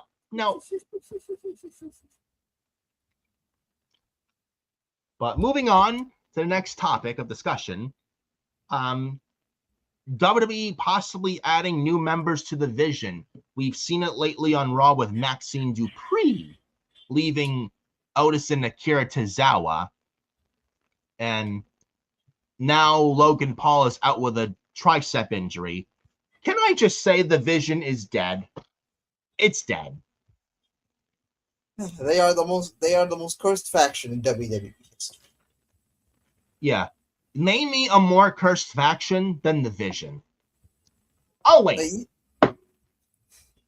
You can't. Like Danhausen. He doesn't need to curse the Vision. They cursed themselves a long time ago. Not.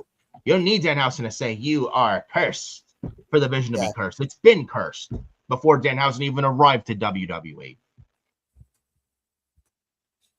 Like Seth Rollins hurt, Braun Breaker hurt, Bronson Reed hurt, now Logan Paul hurt. What's next? Austin Theory getting hurt? I don't wish that on anybody, but I mean, geez, man. This is the most cursed faction in WWE history. Yeah. And now Bronson Reed banged up again, but now this time lucky? Like what the hell are we doing? I think you meant Braun Breaker. Braun Breaker, yes, sorry. Thank you. May as well be Bronson Reed.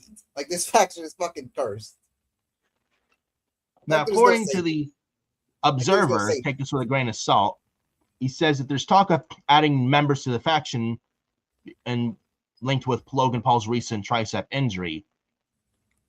They're talking about adding new members of this group pretty much. I'm not going to go over much of it. But yeah, like we said, the Vision is dead. If they're adding Maxine Dupree, if they add other new members, who do you think they could probably add? I think, and shout out to Solid Monster, by the way. He came up with this great idea. Shout out to Jason Solomon, the Solid Monster. Shout out to him, by the way. He came up with this great idea of adding a new member of the Vision if they want to do that. Grayson Waller. And now that Kofi Kingston and Xavier Woods are not in WWE anymore, Grayson Waller, I think, would be the nice fit for the Vision. I mean, they're not doing anything with him. Why not do something with him and put him in the Vision? And you can get Austin Theory and Grayson Waller tag team back together again. And they also need tag teams on this on WWE programming, on Raw, SmackDown, NXT. They need tag teams. If they want to, and the reports are true, they want to fix their tag division. Why not get Austin Theory, Grayson Waller back together? Honestly, they should have not split up in the first place. You have them back together in the Vision, I think would probably be a plus. And Grayson Waller is too good to be wasted away. I mean, I don't think that's a bad idea to like Grayson Waller added to the Vision. I don't think it's a bad idea, and I actually like that idea a lot. Question though, like, when was the last time Grayson Waller has been on television? I think when he got squashed by Obafemi, I think before WrestleMania. I think. Yeah, like Obafemi, he did one of those open challenges after Mania, that Grayson Waller. No, before we got Brock and Alba for Mania. I think it was that. Yeah. And then they were doing something with him in the New Day, and now Kofi and Xavier are not there. Honestly, if I'm honest, I'm surprised Grayson Waller is even still employed. Yeah. Honestly, I don't want to see anyone lose their job, but yeah. Like, honestly, I'm surprised he wasn't on the post-Mania chopping block.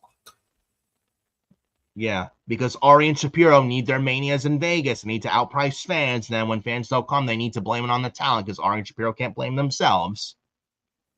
I mean, they don't know who the fucking Apollo Crews is, but it's like,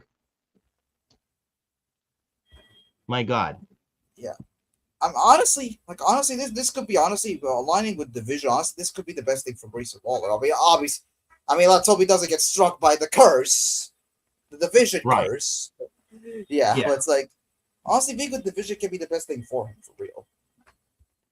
Like, and if they are serious about fixing their tag team division, you could have Austin Theory and Grayson Waller back as a tag team. Yeah, and you have, and this is where you have Braun Breaker be the singles guy for the group. Are you interested in Braun Breaker being a tag team guy? No. I think he's bigger than me. Honestly, the only guy that he should be teaming up with, honestly, is Bronson. Yeah. Maybe, but then they don't need to be a tag team, Bronson and Braun. I don't know, man. The Vision group is dead. If I was up to me, if I had the power of the pen, I'd fucking kill the group. Go back, back to the drawing board, move on from it, come up with something else that's better off. The Vision is dead. Dead. Moving on, speaking of groups that would have been dead on arrival, did you hear this story, bro? Listen to this. Listen to this. This is according to Chris Dunn of WWE Scrapped N.W.O Reboot from Public Enemy's podcast. Who? Yeah. Is that guy Chris Dunn? Is he related to Kevin Dunn? Yeah, the Beaver. According to Chris Dunn, he says this, quote, the pitch was Sheamus, Cesaro, Shinsuke Nakamura, and get this, Lars Sullivan. I forgot which legendary N.W.O member was supposed to fly to Orlando to introduce this new N.W.O. Essentially, they landed and they didn't pass the COVID test. This was during the Thunderdome era. Remember that? An era I don't want to relive again. So it was going to be on SmackDown in 2020 during the pandemic, the Thunderdome era. We were going to get a SmackDown N.W.O faction in 2020 of Shinsuke Nakamura, Sheamus, Cesaro, and Lars Sullivan. We were going to get that on SmackDown in 2020. Holy shit.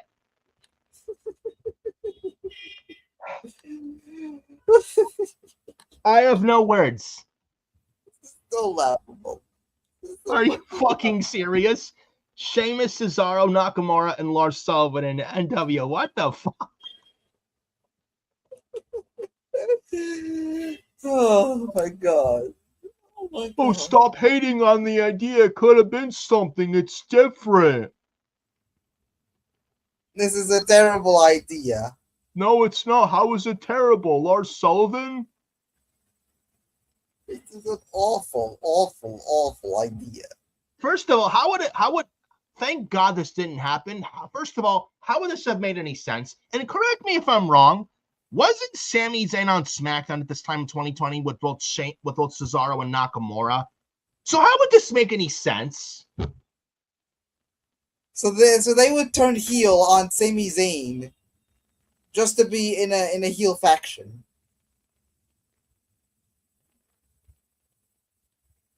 Unbelievable. Yeah, there are idiots that want Vince McMahon back. Easily, this was a Bruce and Vince idea. Easily. You will never convince me otherwise. What an absolutely terrible idea. Holy shit. Imagine if they went with this idea. That would have killed the NWO stone dead, that's for sure. No, it wouldn't have. How do you know? This would have been a terrible, terrible idea. Like Sheamus, Lars Sullivan, Cesaro, and Nakamura. Why? Like how does this make any sense? Oh, it would have been different. You want something different, you get different, then you still bitch and complain. This is not good. This is terrible television. Yeah. And Lars Sullivan was taken off TV with the speaking out movement, and then, yeah, let's just say his past didn't help him, and he got exposed. Then they let him go. Had all the potential in the world, and he fucked up. He's another guy that could have been something he fucked up. Oh my god, it's unbelievable. Yet there are clowns out there that want Vince McMahon back in charge. Oh, Triple H sucks, and he's worse than Vince, and let's bring Vince McMahon back. Be careful what you wish for. Exactly. If they would have done this NWO pitch and as a reality on SmackDown in 2020, this, like, you thought SmackDown was bad majority of 2020, like, this would have added with that. Like, which member of the NWO would want to interact with them? Yeah. Like Hogan's never going to interact with these people. Like, does Hulk Hogan even know what the fuck a Lars Sullivan is? Probably not. He's like, I don't know who that, Lars Sullivan. I don't know who that guy is, brother. Yeah. But the original NWO to do a storyline on SmackDown, put over the new NWO. Oh no, that'll work for us, brother. I could already imagine Hogan. I could have imagined Hogan doing that back then. Yeah. Can you imagine? Can you imagine pitching this idea to Hulk Hogan? Yeah, Hogan. You're gonna be on SmackDown. You're gonna interact with this new NWO faction we came up with. It has guys like Lars Sullivan and Sheamus and Cesaro and Shinsuke Nakamura. Oh no, that'll work for me, brother.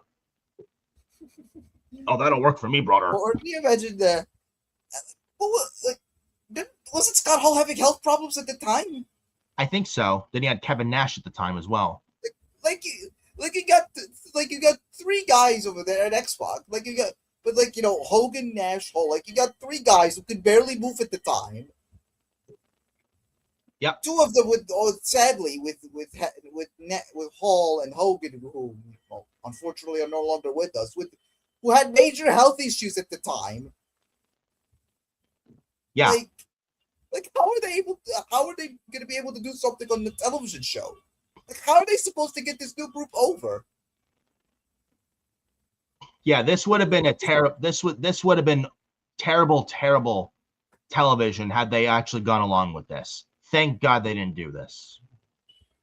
Oh my God. My God. Yet there are people out there, sick people out there that want Vince McMahon back. Could never be me. Triple H is not perfect, but I would much rather him than Vince McMahon 7 days of the fucking week. Moving on here. Speaking of SmackDown, according, I think, to the Observer as well, SmackDown is supposed to go back to 2 hours in the beginning of July, like last year. June 26th is the last SmackDown this year to be 3 hours. As I think SmackDown in July, SmackDown July 3rd, Friday, July 3rd is for SmackDown this year, is the SmackDown back to 2 hours. Yes. Thank Hallelujah. God. Yes. Praise the Lord. Hallelujah. Won't fix or save the show, but does a wrestling show need to be 3 hours week in and week out? Fuck no. No. Absolutely not. Literally, absolutely not.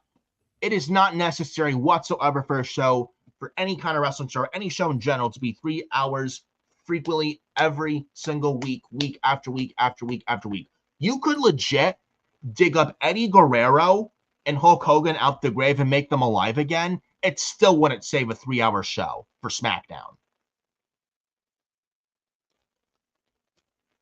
You know?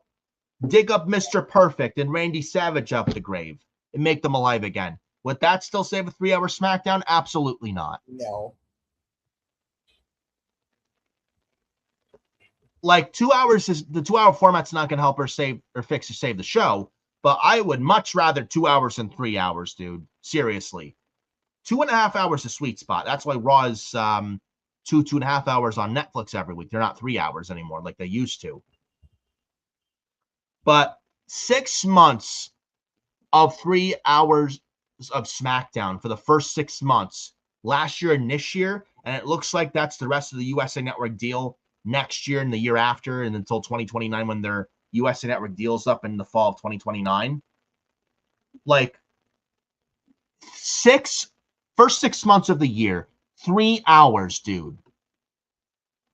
3 fucking long dragging ass hours of 3 hours of boring SmackDown television for the first 6 months of this year, just like last year, dude. 3 hours of torture. That's what it was. You don't say. But add new members to help for 3-hour show. They worked with a 2-hour roster even with 3 hours of SmackDown the first half of this year. Exactly. Thank God they're going back to 2 hours, but that's not going to help fix or save the show. You know what would? You get rid of the fucking Vince McMahon rats that are still there, unfortunately, like Bruce Pritchard. Yeah, Triple H is head of creative, and, he's the one in charge, but fucking Vince rats like Bruce are still there. And Ed Koskey, Michael Hayes. Until you exterminate every single Vince rat that's there, nothing on SmackDown will change at all.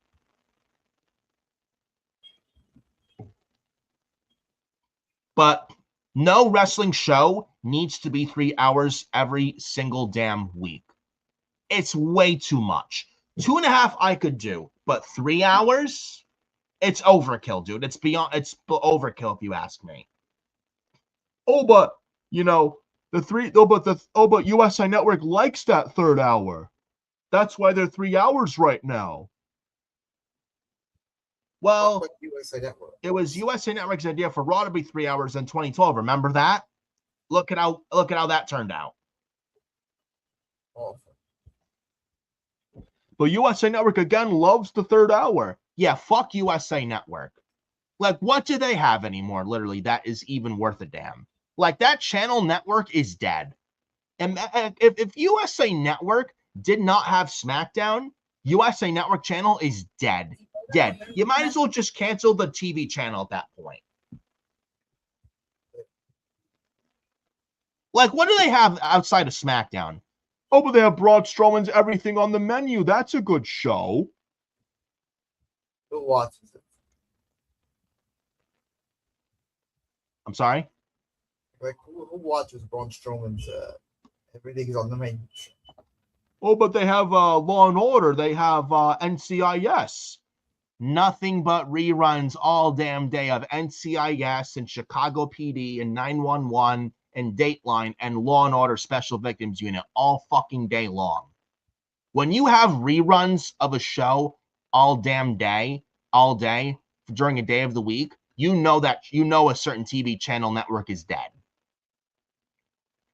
When you have nothing but Law and Order reruns all day long and all night long, you know USA Network channel is dead, and they have nothing going for them. It's literally on life support. If they didn't have SmackDown, US Network has fuck all. You will never convince me otherwise. And I don't care who I piss off or make upset or angry. Those are facts. Anything else to say on this dude? No, I say that thank God it's moving to 2 hours. It's gonna take more than that, but I would rather see a 2-hour television show than a 3-hour television show. Yeah. Fuck USA Network. It was their idea for SmackDown to be 3 hours in the first place. But speaking of Friday nights, there is a trade. Finn Bálor apparently has been traded to SmackDown, and apparently Backstage News, I have a report on why Finn Bálor was moved to SmackDown. It says this, according to report. Now this is coming from who is this coming from? I think this is coming from the Observer. Now again, take him with a grain of salt.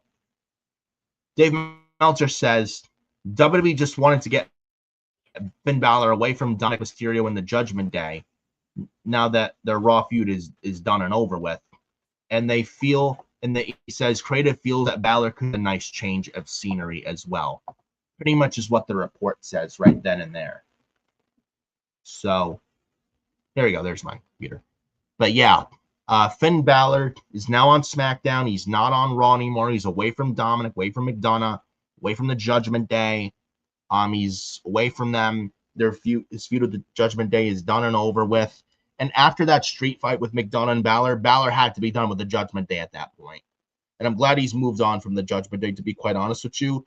Now, I was thinking Finn Bálor in the IC title picture on Raw would be nice, but him on SmackDown, I don't mind the move, honestly. And when looking at the King of the Ring and Queen of the Ring brackets, they begun this past Monday on Raw, by the way. King and Queen of the Ring begun this past Monday on Raw. You look at the men's King of the Ring brackets. One of the brackets is Finn Bálor's on the one side of the brackets and had a blue lining coloring around his render. And everyone thought he was a Raw guy. It's like he's traded to SmackDown. Everyone came up with the speculation he's traded to SmackDown. Lo and behold, it was during a commercial this past Monday on Raw on Netflix. They announced that Bálor was indeed traded to SmackDown. What do you think of this move? Because, I mean, if you want to get my opinion, do I like Finn Bálor traded to SmackDown? Do I like this move? Yes, I do. I feel like he's been on Raw for 5 years. He's done everything. He's away from the Judgment Day, which is a good thing.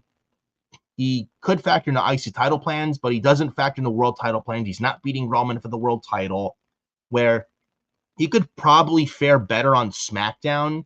There's the U.S. title. There's the match with Trick Williams, match with Ilya Dragunov, wherever he's back. Carmelo Hayes. Bálor, you can insert him anywhere, even the WWE title picture.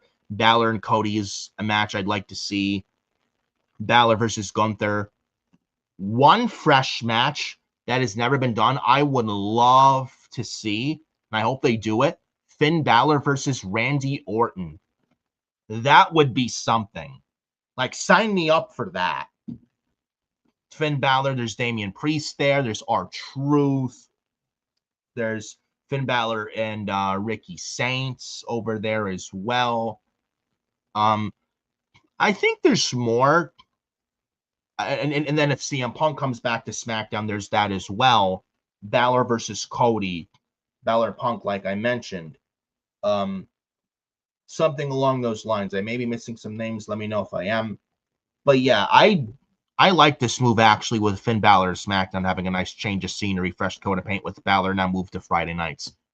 I don't hate this move at all. I actually like this. And good on WWE. This is the right move.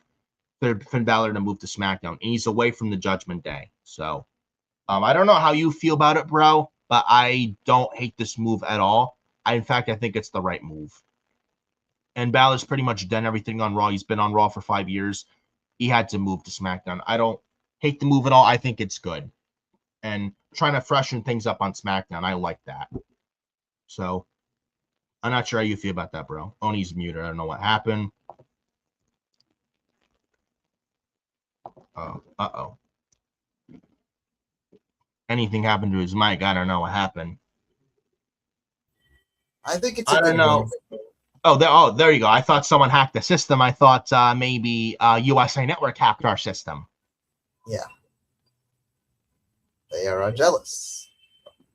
Very jealous. But Finn Bálor SmackDown, I think it's the right move at the end of the day. I think it's a good move, and I think he could use a fresh start. Yeah. He's away from Dom and the Judgment Day, which is good. He could be doing the IC title stuff on Raw, but that would be about it. Is he really beating Roman for the world title? I don't think so. No. What are you going to do? Just have him wrestle Roman only to lose? He's not like, you put him in a situation where he's not going to win that. You can't do that. Yeah. And Balor's been having momentum lately. Honestly, there's more for him to do on SmackDown than there is on Raw so far. Yeah. I mentioned Finn Bálor versus Randy Orton. That's a big match that's never been done before, and something I'd love to see. Absolutely. Bálor and Orton, Bálor and Cody. I'd even say Bálor and Cody for the WWE Championship would be something too. Bálor and Gunther, another banger match. Bálor versus CM Punk if Punk shows back to SmackDown. Punk and Bálor. They had great battles on Raw earlier this year going to the Chamber in Chicago in February. That was great stuff. Finn Bálor, there's Damian Priest there. There's R-Truth, Rhea Ripley, the OG Judgment Day members there. There's Ricky Saints, Trick Williams. Finn Balor's a former U.S. champion. He's never been WWE champion, though, but he's a former United States champion. Bálor versus Dragunov is another match as well. Bálor Carmelo Hayes. Yeah. There's more for Bálor on SmackDown than there is on Raw, so I actually like this move a lot. And with Bálor being traded to SmackDown, who could you see traded for Bálor? Because I think I have an idea who could be traded for Bálor. I think this would make sense. Oh, but male for female? Who cares? Finn Bálor traded for Julia. And did you see Julia this past Monday on Raw? Looking how happy she was to be there. Yes, she was pinned in the Queen of the Ring first run by Io. I could have had Lash Legend pinned, but what the fuck do I know, right? His Lash Legend is terrible. I'm sorry. She's trash Legend. But I mean, because she is trash. But yeah, but Julia looked so happy and rejuvenated on Raw. I would say move Finn Bálor for Julia. I think you probably think the same thing. Or who would you move for Finn Bálor if not Julia? Honestly, I think it's a good trade. Oh, but it's male for female? Who cares? Who gives a shit? Like, what is Julia doing on SmackDown anyway? Nothing. Oh, but she's with Kiana James. Honestly, I don't think she needs Kiana James. I think Kiana's just holding her. I think the pairing with Kiana's just holding her down. Yeah. Like, someone on the SmackDown creative team clearly does not like Julia. Like what? She lost to Chelsea Green via roll up. Don't even get me started on that. That was terrible. Yeah, this is the one where we had the Road Dogg saying after what happens if we put the U.S. title on the Chelsea Green? He says, "Well, I don't know."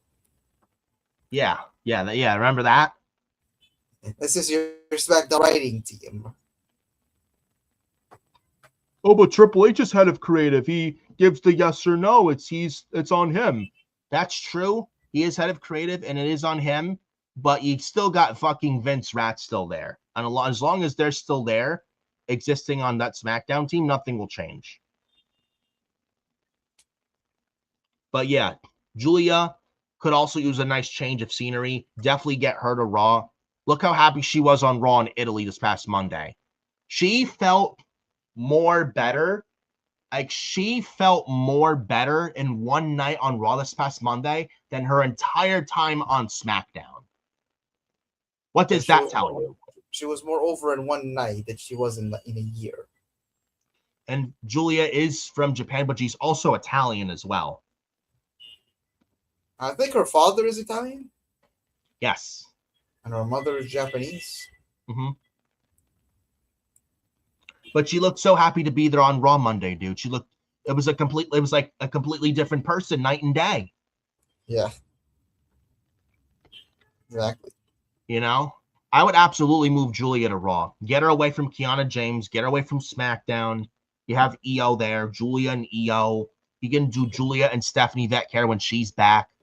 There's a story in history there. I'd love to see that. Julia versus Lyra. Julia versus Bailey. Julia and Roxanne. Julia, Liv Morgan. Julia, Raquel Rodriguez. A lot more to do for Julia on Raw than it is SmackDown. A lot more for Bálor to do on SmackDown than is Raw. I think that's a very even trade. Bálor for Julia. Oh, but what about the draft? I don't think you need the draft. Just do trades or a transfer window. Like the draft concept to me is kind of dead in 2026. And the 2024 draft, the way they did it was fucking terrible. It was not good at all. And clearly WWE does not know how to do a draft. So if they want to have no more drafts, I'd be okay with that, honestly. Just do trades or transfer windows once or twice a year. I think that's the way to go about it. But yeah, Finn Balor for Julia, I think is an even trade if you ask me. I don't think you can get better than that. So it would help the Raw women's division because SmackDown's women's division, before WrestleMania, Raw had the better women's division. Now, after Mania, the tides changed, the tables turned, and now SmackDown coming out of Mania has the better women's division compared to Raw. And if you move Julia over to Raw, I think that would definitely help Raw in the women's division for sure. No questions asked. Get Stephanie Vetcare back. Vetcare versus Julia on Raw. I'd love to see that. Like I said, Julia and Roxanne. Julia versus Lyra would be a great match as well. Julia and Lyra. Julia and Bailey. Julia and Becky Lynch is another one. Julia and AJ Lee when she's back. Julia versus Sol Ruka for the IC title would be a banger. A banger, I tell you. I think Julia is more better fit for Raw than SmackDown, to be honest. So I really hope with Bálor traded to SmackDown, I think hopefully with Bálor now on SmackDown, I'm hoping Bálor is traded for Julia because I think that would be the right way to do things and be an even trade. So let us know what you guys think on that in the comments right there down below. Now, moving on to the next topic of discussion here on the podcast, I want to get your thoughts on this. Carl is muted again. I don't know if something hacked in the system again. Oh, there we go. Is USA Network? Is USA Network still in our system, bro? Maybe. I actually put it on mute. But moving on to the next topic of discussion, I want to talk about this. Might as well stay on the King and Queen of the Ring topics. King and Queen of the Ring. Or actually, no. Let's do this. El Grande Americano versus the original Grande Americano, May 30th AAA show. I watched this show. My God, this was awesome. And shout out to everybody who did a fantastic job on Saturday, May 30th, including Mark Calloway, The Undertaker. This was great. This was really, really good stuff. War Raiders are the new AAA Tag Team Champions. Vikingo is the new Latin American Champion. Ray Phoenix is a new AAA Cruiserweight Champion. And we got Kaiser Americano beating Gable Americano. This was match of the whole weekend, so much so. WWE with Raw and Netflix aired it again, that match specifically, right after Raw this past Monday. And this was great, great stuff. Tons of great spots. You had both guys busted open, especially Gable with the mask all busted open, bleeding like a stump pig. And Kaiser Americano won this match eventually. Banger match. This is going up as match of the year candidate. It could very well win match of the year of 2026 by the time 2026 is over, to be honest with you. And then Gable unmasked. He was all bloody, bleeding profusely. His family was there. The original Grande Americano unmasked as Chad Gable. Now Chad Gable is back. Yes, Chad Gable. Shoes, thank you. The Gracias Shoes, thank you, is now back unmasked. Gracias. Gracias, your shoes, thank you. Yes. But yeah, this was an absolute, and I mean an absolute banger, dude. Your thoughts? Honestly, words can't do this justice. I mean, this was phenomenal. Like everything about it was absolutely phenomenal. Like the feud, the match, the entrances, the presentation, the story, the crowd, the story. Like it was phenomenal. The video packages, the hype video packages to get you more pumped and excited, to get you to care. Video packages come such a long way. Yeah, Gable, being the dastardly heel, Kaiser, being the over baby face. I think had his wife or girlfriend involved too. Yeah, and we had the Los Americanos, had Rayo and Bravo. Yeah, taking each other on the outside. That was great. Yeah, like Chad Gable and both Americanos trying to unmask each other before the match was over, and both were bleeding. Especially Gable, you see the blood coming out of half-ripped mask with the blood pouring out. It was crazy. It's actually crazy how this. It's actually crazy how long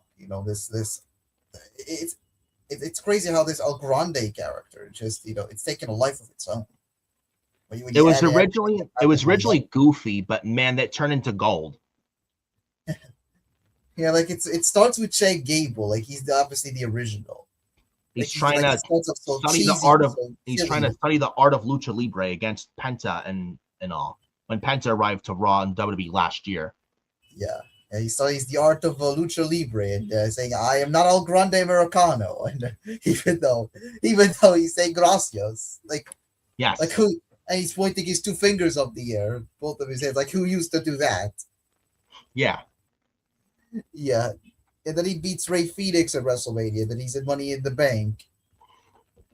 Like and you do these AI images, showing El Grande Americano over the decades, over the centuries. It's actually the one time use of AI where I actually found it amusing. It was actually humorous. Yeah. Chad Gable is a funny guy. But then obviously, Gable got hurt when he was getting the push. Shoulder injury. And then it was going to be, I think it was supposed to be one of the matches at SummerSlam in MetLife in New Jersey last year. Chad Gable's with Grande Americano versus Penta. And a mask versus mask, and the loser would unmask. And I think Gable's going to lose an unmask. Yeah. But then Gable got hurt. Shoulder injury. He was out till the Rumble this year. And then he saw Ludwig Kaiser and back in the background. And he took the gimmick and made it his own to where he's so over in AAA today. Honestly, and don't wish injury on anybody, but it's like, look what the injury for. I mean, it sucks Gable got injured, but look what it did for Ludwig Kaiser. Honestly, like it's just saying, like one moment, just saying how one thing, how one moment could change, everything. It could change the trajectory of someone's career. Yeah. Like let's say Gable doesn't get hurt. And the Grande character, continues as it was, and they go, and the original plans go through, with Gable and Penta.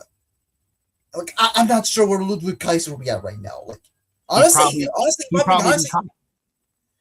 I'm being honest, like, the guy will be on a bunch of cut lists. Yeah, Ludwig Kaiser would have probably been released. Oh, but that wouldn't have happened. You think Ari Emanuel Mark Shapiro give a fuck? Please. They don't know who the fuck Ludwig Kaiser is. Like when was the last time he was on television? Like, what? He was taken off television after, he made a tweet about Charlotte. He was saying that Kaiser was in her DMs. Yeah. Like, he was off television. Yep. Like, he would have ended up like Giovanni Vinci. Remember him? He would probably end up on a release list. But let it play out. Give him a chance. He had the Italian video packages, and then he wasn't ready with a rub from Apollo Crews on SmackDown in late 2024. It's a story. Let it play out. Yeah, what happened? He lost in 4 seconds. He lost every match he had on SmackDown. He lost to, get this, Apollo Crews, Luke Gallows, Baron Corbin. Yeah, that's what they thought, that Giovanni Vinci. But let it play out. Yeah, sure thing, buddy. And then he got released in February 2025, last year. Now he's Fabian Eichner in TNA, which I think is great. Yeah. And then, honestly, Kaiser was probably exactly what happened to Kaiser. Like what would he be right now? I could see Fabian / Giovanni back in WWE one day. I don't think he should have been let go in the first place. He was never given a chance. No. And if you want, and when Kaiser is done with the Americano gimmick, if you want to get a tag team back together, Kaiser and Vinci of Imperium. I don't know why they broke them up last year 2 years ago in the first place. That was fucking stupid. Yeah. Like what did Kaiser do after? Oh, well, it was the Tiffany Stratton thing. That's why they got broke up. Tiffany Stratton confirmed that was all not true. Yeah, and I think that and Eichner, he said the same thing. And he's actually still friends with Kaiser. I would love to know whose idea that was to break them up. I don't know who that'd be. I'd love to be a fly in the wall on that one. I would love to know who Fabian Eichner pissed off, better yet, to get the burial he got. Like, what did he do so bad? It's probably Triple H or something. I have a good feeling it was Michael Hayes or Bruce Pritchard. I would not be surprised. Yeah, but to get back to Kaiser, if that Jack Gable injury if Gable never gets hurt and the El Grande thing ended, I don't know where he'd be at right now. He may not even be with the company. True. And but then, he took this character, because originally he was doing the whole silly thing. He was trying to do the gracias. He tried to do Jack Gable's entrance. Olay. Yeah, but then they changed the music, they changed the gear. He became a babyface. He became fluent in Spanish. New finisher of that running headbutt with the metal plate. Yeah, he embraced, the Mexican culture, the people. Yeah. Showed respect to Lucha Libre. Like, it's crazy how over he got this character. Like this should not have worked. And I heard Pete Dunne actually produced that match at AAA. Like, it's actually insane when you think about it. There's a character that had a shelf life. It should not have lasted this long. And it has transformed into the most over thing in Mexico. And it has elevated both. And in not just careers. AAA, not just WWE, but in wrestling.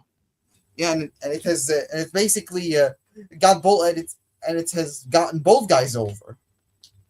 Undertaker basically turned something from chicken shit to delicious chicken salad.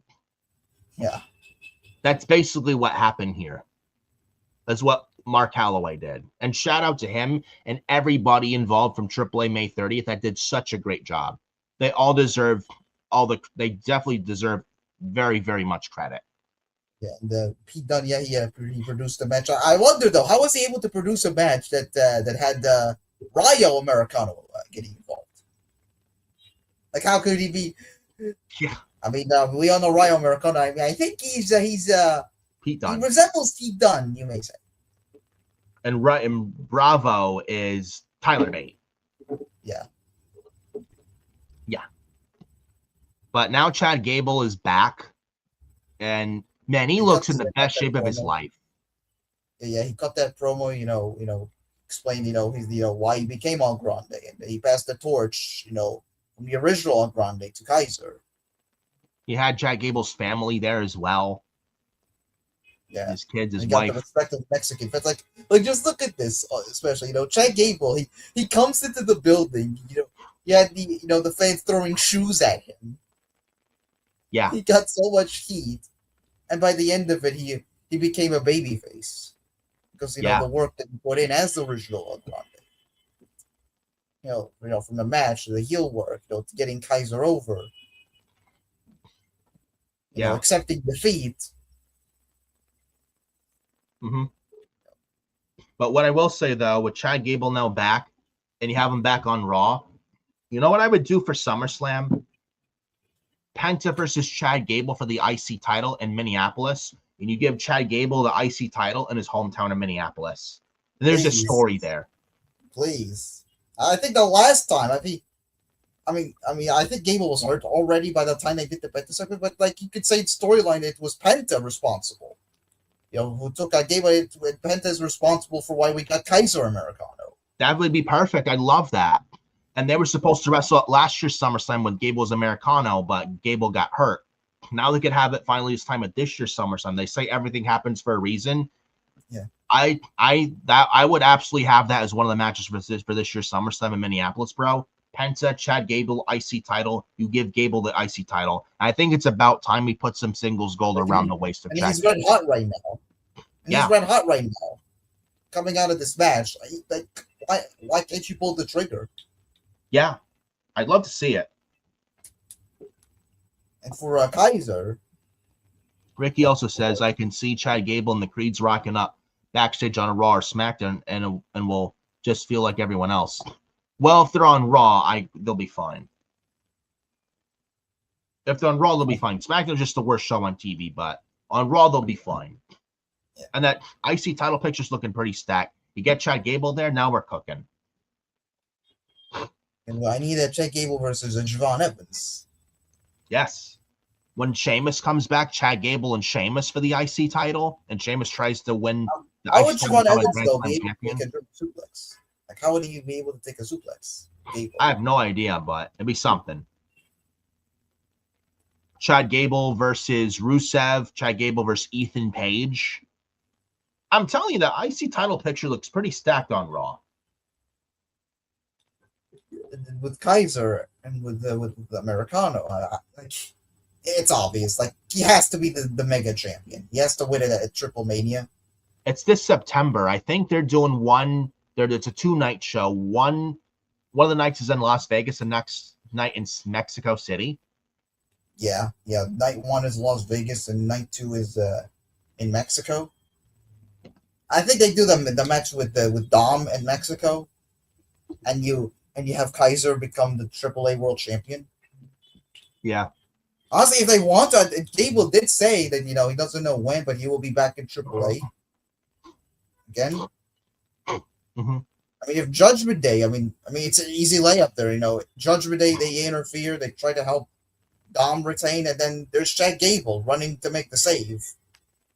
He helps out Americano to win the Mega Championship. You could do that. You could probably do that, but you have Dominic and Kaiser Americano for the AAA Mega Championship this September. You have Dominic drop the title of Kaiser Americano there. Yeah. I think you do that. Just look where Grande is. Look where Kaiser is. Like he's got this character over. He's like, don't they have a wall of him in Mexico? I think they do. Yeah, I think. Someone remind me. He's like a national hero there. Yes. They strike while the iron is hot. Exactly. So I think it's the direction they go. But man, the Americanos match was a banger. It's going up there for match of the year candidate end of this year, no questions asked. But this was really great stuff. Fantastic stuff. Ricky also says, did you catch what Reigns said about Cody at Clash? I did see that. Now, that being said, with Seth and Roman, I think Seth wins King of the Ring. We get Seth and Roman for the world title at SummerSlam. Roman could retain, but if we have Crown Jewel and Saudi or whatnot this fall, champion versus champion, what if we get Cody Roman 3 for the Crown Jewel champion versus champion for the men's side and the women's side? Rhea women's champion versus Io, the women's world champion. Io Sky wins Queen of the Ring. We get Io take the world title off Liv at SummerSlam. Io and Rhea this fall, Crown Jewel and Saudi or whatnot for the women's champion versus champion match. There's a story there where Rhea's never beaten Io. And you do Cody and Roman as well. I think that'd be stacked for Crown Jewel this fall. I actually like that. Absolutely. But speaking of the King Queen of the Ring, right before that, Clash in Italy, real quick. What did you think of Clash in Italy? I thought it was a good show. Was it better than the AAA May 30th show? No, but it was a good show, but there was just no excitement. Everything just felt safe coming out of that show. Roman Reigns beat Jacob Fatu when I think Fatu should have won. Then Fatu acknowledging Roman Reigns. And now we have the bloodline back with Jacob Fatu with the Usos and Roman. Yeah, I'm excited for that one, said no one ever. Cody Rhodes beats Gunther with Gunther's feet on the underneath the rope, and then it's like it was just at least protects Gunther. I think we get Cody and Gunther again at Saudi, and hopefully Gunther wins a title there. I love Cody Rhodes, but am I the only one who feels he doesn't need to be champion at all? I like Cody Rhodes, but he's the face of the company. He doesn't need to be champion to prove that. He could use a break from the title picture for a while, to be honest. And when Randy comes back, Cody and Randy, to me, doesn't need the championship. I would seriously give Gunther the championship in Saudi at Night of Champions. That has to happen. Gunther can't lose. Yeah, the finish as well, like he was botched. Yeah. Like was it supposed to, like, I think it was supposed to be clean, and then Cody just forgot. I don't know what the hell happened. It was botched. Like Cody hits the crossroads. Gunther's leg is blatantly, it's obviously on the bottom rope, and then Cody just pulls the leg at like the 3 count. Yeah, like just ridiculous. It's just a messy finish. And then you had, what else you have? Like Sol Ruka and Becky Lynch for the IC title. That was good. And Sol Ruka's the new IC champion. I like that move because I think Becky should be in the world title picture on Raw in the women's division there. But I mean, happy for Sol Ruka. Hit the Soul Snatcher. She didn't botch it or slip. Honestly, I think Sol Ruka, she can't do so much 99% high flying aerial offense. I mean, at least, she hit the Soul Snatcher, right? But there's also, I think there was a spot in the match where she was going for a springboard, springboard, and then she almost like fell on the rope. Yeah, I seen that. Yeah, there's kinks to be ironed out with her. I don't know what's going on. I don't know what's going on with her. I don't know if it's an injury, or she's maybe she's feeling too much pressure because she's on the main roster. I have no idea. But and I think there's a spot there. I think there was also a spot where Becky, she was. I think it was caught on camera too. Where Becky's going for the leg drop, she's guiding Sol Ruka to be in position. Yeah. Yeah, so she's gonna need guidance, to get better on the main roster. And I think she'll be fine, but it's gonna take a while for her to adjust. And now Sol Ruka's the IC champion. I don't hate that move. And now she's teasing something with Lyra Valkyria over the IC title, which I like. Yeah, it's a banger match. Yeah, but that could be good. Honestly, this could be what Sol Ruka needs right now. Maybe a match with Lyra, maybe a match with Bayley. Yeah, they teased something backstage just past Monday Night Raw with Lyra, Bayley, and Sol Ruka. And now Becky Lynch. Do we see something with her and Jessica Carr maybe in the summer? Maybe. Maybe that's the SummerSlam match. Probably. We'll see what this happens. This year's gone on for a while now. It's gotta pay off at some point. Yeah. Yeah. We also had Rhea Ripley beat Jade Cargill to retain the Women's Championship. What'd you think of this? And was this better than a WrestleMania match? I would say it's slightly lower. I would say their Mania match was much better. As I think about it. I mean, the match was all right. It was all right, I guess. But yeah, there was another botch where BFAB botched in this as well to try and put Jade Cargill's foot on the rope to help save Jade Cargill from losing.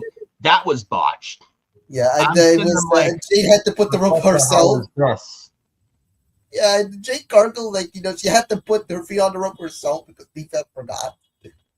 Yeah, I'm like, are you? What is it with these botches? What is going on with these botches recently? The most simplest of things. How do you fuck that up? It's fitting, actually. Their faction name is called the Baddies. Yeah, BFAB is so bad. Yeah, because Jade Cargill and the Baddies are the Baddies. You mean the not so baddies? Yeah. They are. She's so bad. Like, how do you botch it? What are the easiest? But they're the Baddies. They're bad. Yeah, they're bad. Oh yeah, they're bad. All right. So much so they botched the simplest of things. Like literally, the simplest of spots, putting somebody's feet on the ropes. Hey, you can't even do this right. Like, how is that possible? Like, I don't know how you managed to screw something so simple like that up. It's nearly impossible to botch that. And to botch that says a lot, and that's a big problem. And then, I know mistakes happen, but I mean, to screw something like so simple like that up should not be happening. My God. But Rhea Ripley retained, as she should. Nobody wants to see Jade Cargill's women's champion again. Yeah, we had Charlotte, she interfered. Yeah. She took out the two scrubs. And Charlotte cost Jade the championship pretty much. And then Jade, she hit Jaded, and then Charlotte put Rhea's foot on the rope. Yeah, Charlotte didn't botch there, but BFAB managed to somehow botch. Like, literally, how could Charlotte be able to do that same spot better than you? Literally the same spot, and yet somehow Charlotte does it better. And Charlotte saved us all from another Jade Cargill women's title reign. I never thought I'd see this. I'd actually cheer, thank you, Charlotte. I never thought I'd see the day. And I've been a big Charlotte Flair, big detractor for a long time, and I never thought I'd see the day. Charlotte Flair, of all people, saving us from another Jade Cargill reign of terror. Who would have thought?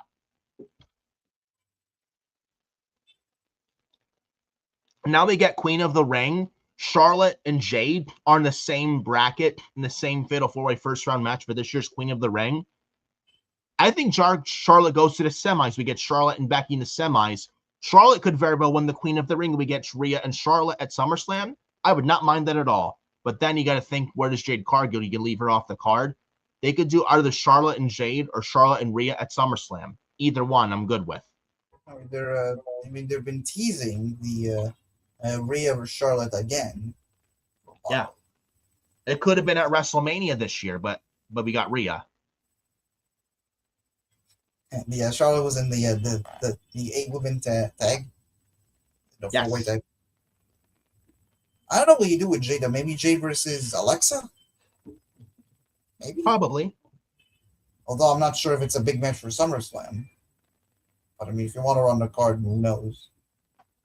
Or do you do it the SmackDown before SummerSlam? Yeah, I guess we'll see. But then we got Brock Lesnar and Obafemi, a 6-minute, 21-second match at Clash in Italy, and Brock Lesnar won. He won with 6 F5s, 6 or 7 F5s, one through the announce table. This was probably better than their WrestleMania match, but I know some people are upset that Brock Lesnar won. Obafemi won in decisive fashion at Mania. He loses to Brock and Clash in Italy. What the fuck was the point of Oba winning at WrestleMania?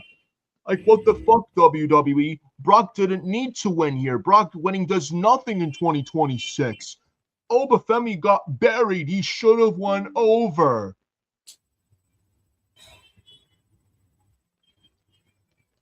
All this nonsense. You name it. You lost to 6 or 7 F5s. It protects Obafemi. I don't know how you can get better than that. Oba didn't lose. And look at the next night King of the Ring starting, and Obafemi won his first round fatal 4-way, beating Penta, Carmelo Hayes, and Solo Sikoa. And Oba looked even stronger there. Obafemi's buried. Sure thing. Yeah, like, because buried means you're beating Solo Sikoa, Penta, and Carmelo Hayes, right? Advancing you're going to to the King of the Ring semifinals. semifinals, yeah. And he calls out Brock Lesnar as well. What did you think of this with Brock and Oba part 2 at Clash in Italy? And do we get a part 3? Honestly, I thought it was much better than the WrestleMania match, honestly. And it went even longer, too. Yeah. I agree. Honestly, the loss to Lesnar may have been a blessing for Oba. Like, and we talked about this the other day, like, Obafemi can't lose. Is it really a good idea to have someone like Obafemi or any wrestler in general go undefeated for like a long, long time? No. Is it really healthy to do that for a wrestler? No, it's not normal, not healthy. You're booking yourself into a corner at that point. Oba can't lose. Like, who was he gonna lose to? Like if he went undefeated for a year, like who was he gonna lose to? Exactly. At some point, a wrestler needs to go through adversity, and when someone loses, they go through a character change. You got to have adversity. Oba had no adversity. Now he kind of does. Bill Goldberg was undefeated for a year in WCW, and how did his streak end?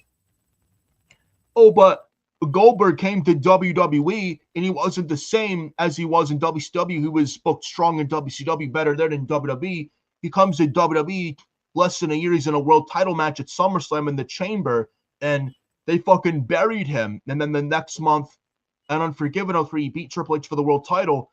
Goldberg winning wasn't as impactful, and you killed Goldberg's fucking momentum. You buried Goldberg at SummerSlam. This is the same thing here. I hear all these excuses, dude. Literally, with that. How did Goldberg's streak end again at WCW? Was it by some devastating move? Was it after some grueling, wrong, epic match? Nope. It was a taser. A fucking taser. A fucking Stone Hall taser. He got tased, and this is how he lost.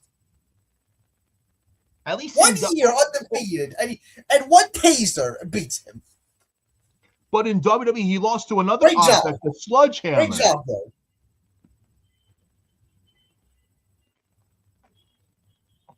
God. But he lost to a sledgehammer at SummerSlam in 03. He wasn't undefeated for a year. But at SummerSlam 03, you killed Goldberg's momentum. What momentum? Yeah, the momentum of a guy who was on the who only signed a 1 year contract. Yeah, he was on the roster at the point, not even 6 months. Yeah. If anything, and then the next month he won an Unforgiven, beat Triple H for the world title, Unforgiven 03. People were still crazy when Goldberg won. Yeah. Obafemi's buried, though. Yeah, right. Here's another example of an undefeated wrestler for a year. Jade Cargill in AEW. How many years was she undefeated? 3 years? Yep. What did this do for her? Sure, Nothing. she won the TBS championship. But what did this do for her? How did it benefit her? Did it benefit her in any which way? No. Absolutely not. If anything, it stifled her. Yeah. You do this to Obafemi, it stifles Obafemi. I'm actually glad he lost the Brock. Now he goes to adversity. You know how she lost, by the way, right? You know how she lost her undefeated streak to Stylander? 50 seconds. 50 seconds is how she lost. Stupid. Yeah. So much for an undefeated wrestler. Yeah, this is how you end undefeated streaks. Losing in 50 seconds and you lose to a taser. My goodness. Obafemi's buried, though. Oh my god. He kicked out of 6 F5s. He escaped a Kimura lock. And one of the F5s through the announce table and he got about count of 7, like nothing. Like Oba gets immediately up from the put down announce table, like that. Yeah. Yeah, but Obafemi's buried though, right? Yeah, right. Sure thing, buddy. Sure thing. Undefeated characters in 2026 do not work. But certain people have to be protected and can't lose. Yeah, how does that work? But Roman can't lose. Cody can't lose. These other top acts can't lose. What does that do for a product? If anything, it harms the product. It harms the talent. That makes the product feel so safe, and it ruins the product. My God. Oba losing, I'm not mad about, and I don't think I don't think it was the right Oba losing. I don't think it's the wrong move at all. If anything, this does more good than bad for Oba. Now he goes to adversity in a little character change. Like, imagine Oba been undefeated, then he gets Roman at Mania next year for the world title, and Roman wins. What would that do for Oba? That's another thing people don't fucking think about. Like how is he gonna lose his undefeated streak? Then, like, how is he gonna lose what? To a roll up, or like a spear, like a spike spear, super kick spear? Yeah, yeah. Where have I seen that one before? Yeah. My God. But Obafemi the next night on Raw wins the first round King of the Ring Fatal 4-Way advances to the semifinals. He beats IC champion Penta, Carmelo Hayes, and Solo Sikoa and Carmelo Hayes. This was actually very good. And Oba went over, and I'm actually glad that was the right move, and I'm glad he won. And he pinned Solo Sikoa, by the way. Oh, how could you say that? Sikoa got pinned. Bullshit. Why couldn't it have been anybody else? Cry more, MFT fans. Cry more. Who wants to see Solo Sikoa win King of the Ring? Yeah, any MFTs on TV in general. But Oba won. He cut a promo saying that, Brock, I'm not done with you. And he called out Brock again. We're getting Brock and Oba part 3 for sure. Probably at SummerSlam. I don't know about Saudi because it's big money pay for Brock. We'll see. But Obafemi's in the semis. I think it's Braun Breaker. I think Braun Breaker goes to the finals because of help from Brock Lesnar and Paul Heyman. That's what I think. But, yeah, the King and the Queen of the Ring begins. Oba advances. He gets either Braun Breaker, Trick Williams, Damian Priest. I think if I have the tournament brackets right here, I can pull them up. This right here. He either gets Damian Priest, Trick Williams, Braun Breaker, or Dominic Mysterio. I think Braun Breaker makes the semis to wrestle Obafemi. The second half of the King of the Ring, Rollins, Javon Evans, Tala Tonga, Ricky Saints. I'm going Seth Rollins, Jey Uso, LA Knight, Royce Keys, Finn Balor. I am actually going to go wild card, LA Knight. Yeah, we get LA Knight and Seth Rollins in the semis. And other half semis, Oba versus Braun. And we get Braun and Seth in the finals in the King of the Ring. And Seth wins King of the Ring. For the Queen of the Ring, though, I will say this.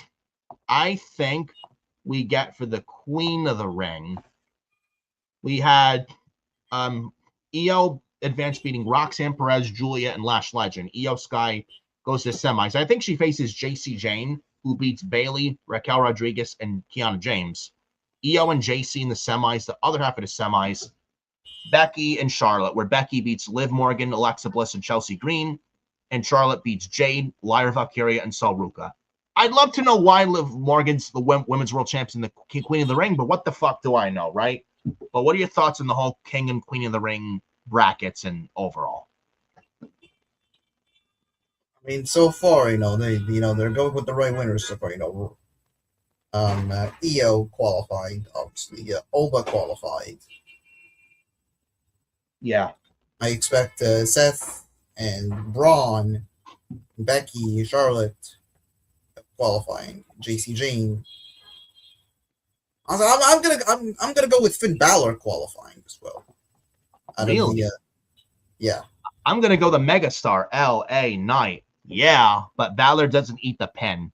You know who I say eats the pin here, bro? I think L.A. Knight pins Yeet Man, Jey Uso, to go to semis. Please. Yes. Yeah. Seth Rollins and LA Knight in the King of the Ring semis. And who knows? Maybe LA Knight wins the King of the Ring. I'm making a bold prediction because no one's calling it.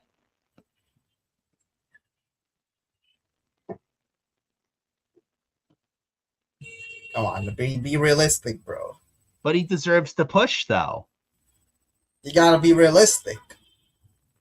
Come on, he's the megastar. He deserves to be world champion. LA Knight deserves to push. But will he get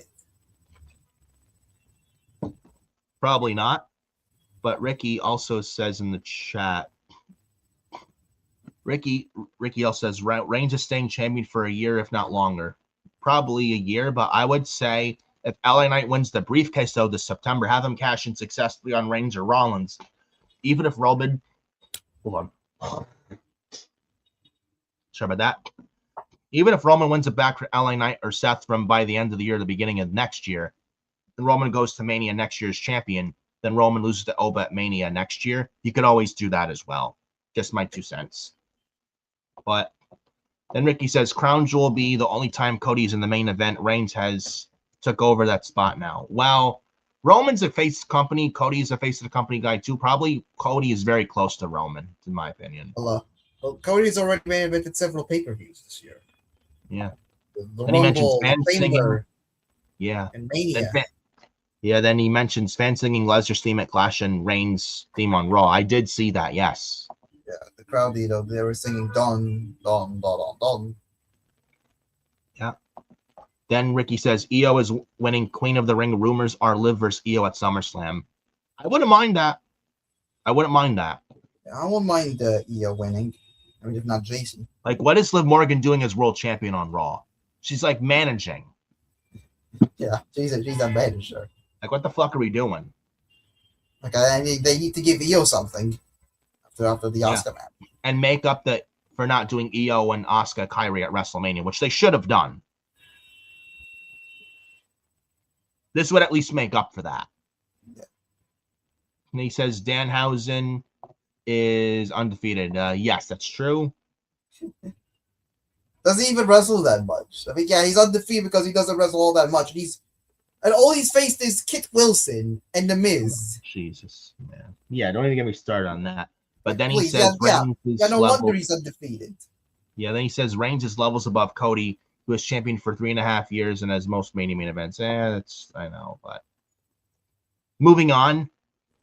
The King and what do you think? What do we get? King and Queen of the Ring winners. I think I'm going Seth Rollins, and I'm gonna go JC Jane. I'm gonna go Seth Rollins and Charlotte. Really? They've been teasing Charlotte and Rhea now for a while. Yeah. The reason I say JC is because JC, for the Fatal Influence, has been killing it on SmackDown. Why not keep that momentum going? You have JC beat EO, JC beat Charlotte. You could certainly do that. Have JC and Rhea at SummerSlam. Yeah, you can crown JC there. Yeah, and with Rollins, they were gonna do Roman and Seth this year at Mania, and then Rollins got hurt. They can, and I'm sure they're gonna do a third match. And please, this is where you end the whole Rollins Vicious angle. Yeah, you have Rollins win in the finals. Yeah, you could certainly do that. Yeah, but I mean, those are your King of the Ring brackets. Sure, I wish they were one-on-one set of fatal four-way first rounds. I understand protecting certain people, but they could have done this better. But it still looks good, but it could have been done better, in my opinion. Minus a few minor things, I think it looks okay. Like Liv Morgan, the champ in the tournament, she's the world champion. Why is she in this? Something like that.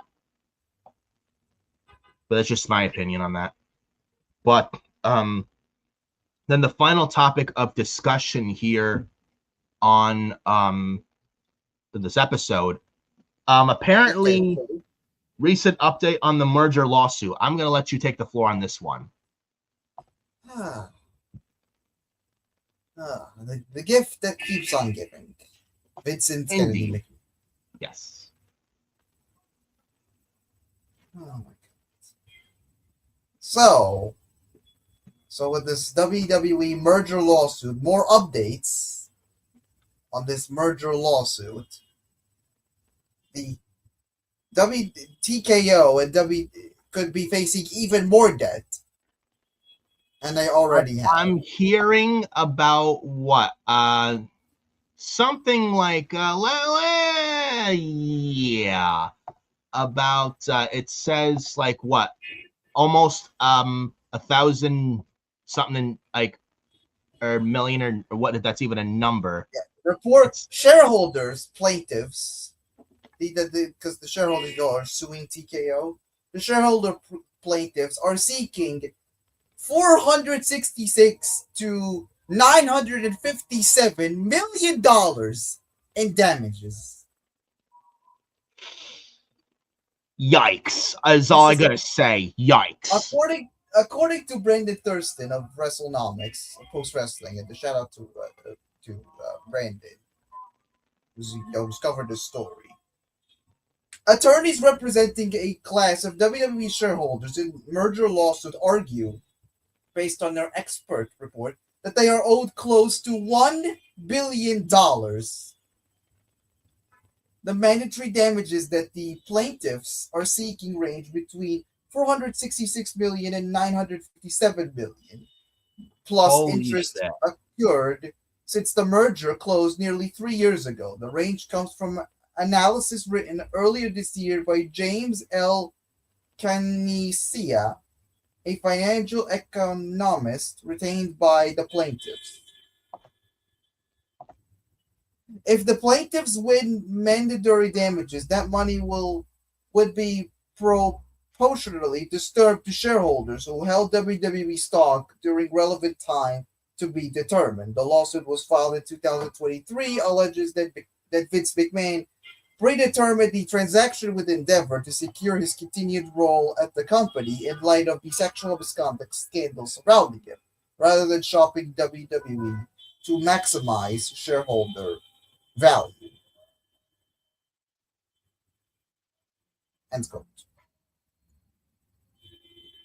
This man, Vince McMahon, cannot stay out of trouble. Literally, it keeps getting worse.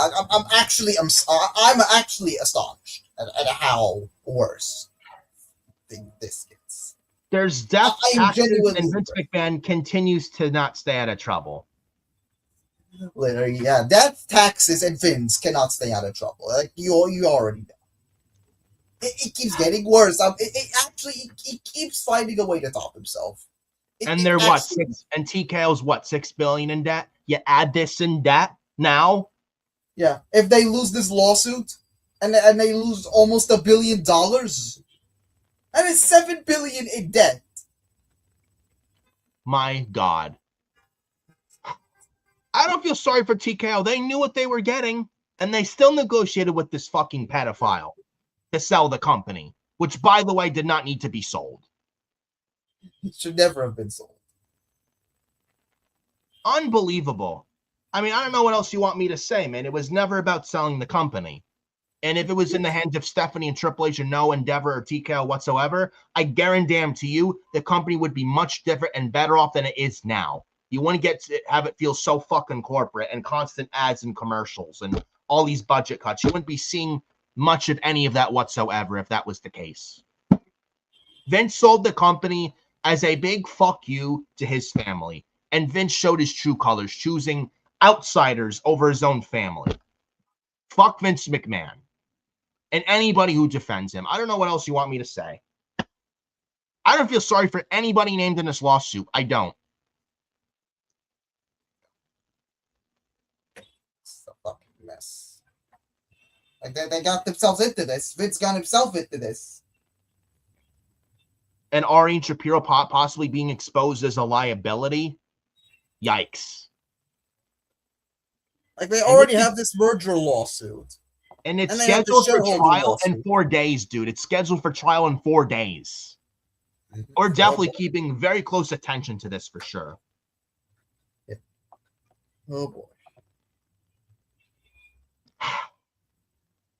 I don't know about you, man, but yikes. They get what they deserve. They have nobody to blame but themselves.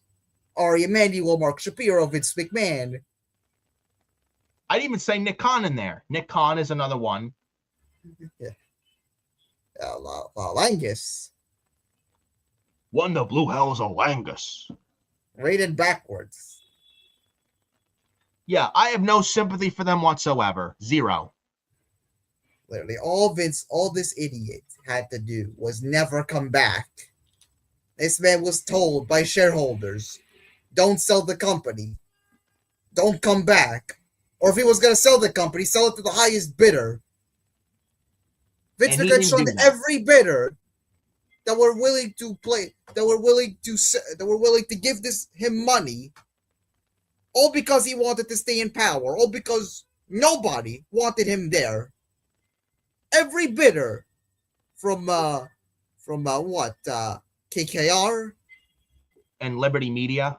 Yeah, Liberty Media, Comcast, Disney. They didn't want him there. The only people that wanted him there was Endeavor. And he basically didn't entertain any offers from any bidders but Endeavor because they were the only people willingly,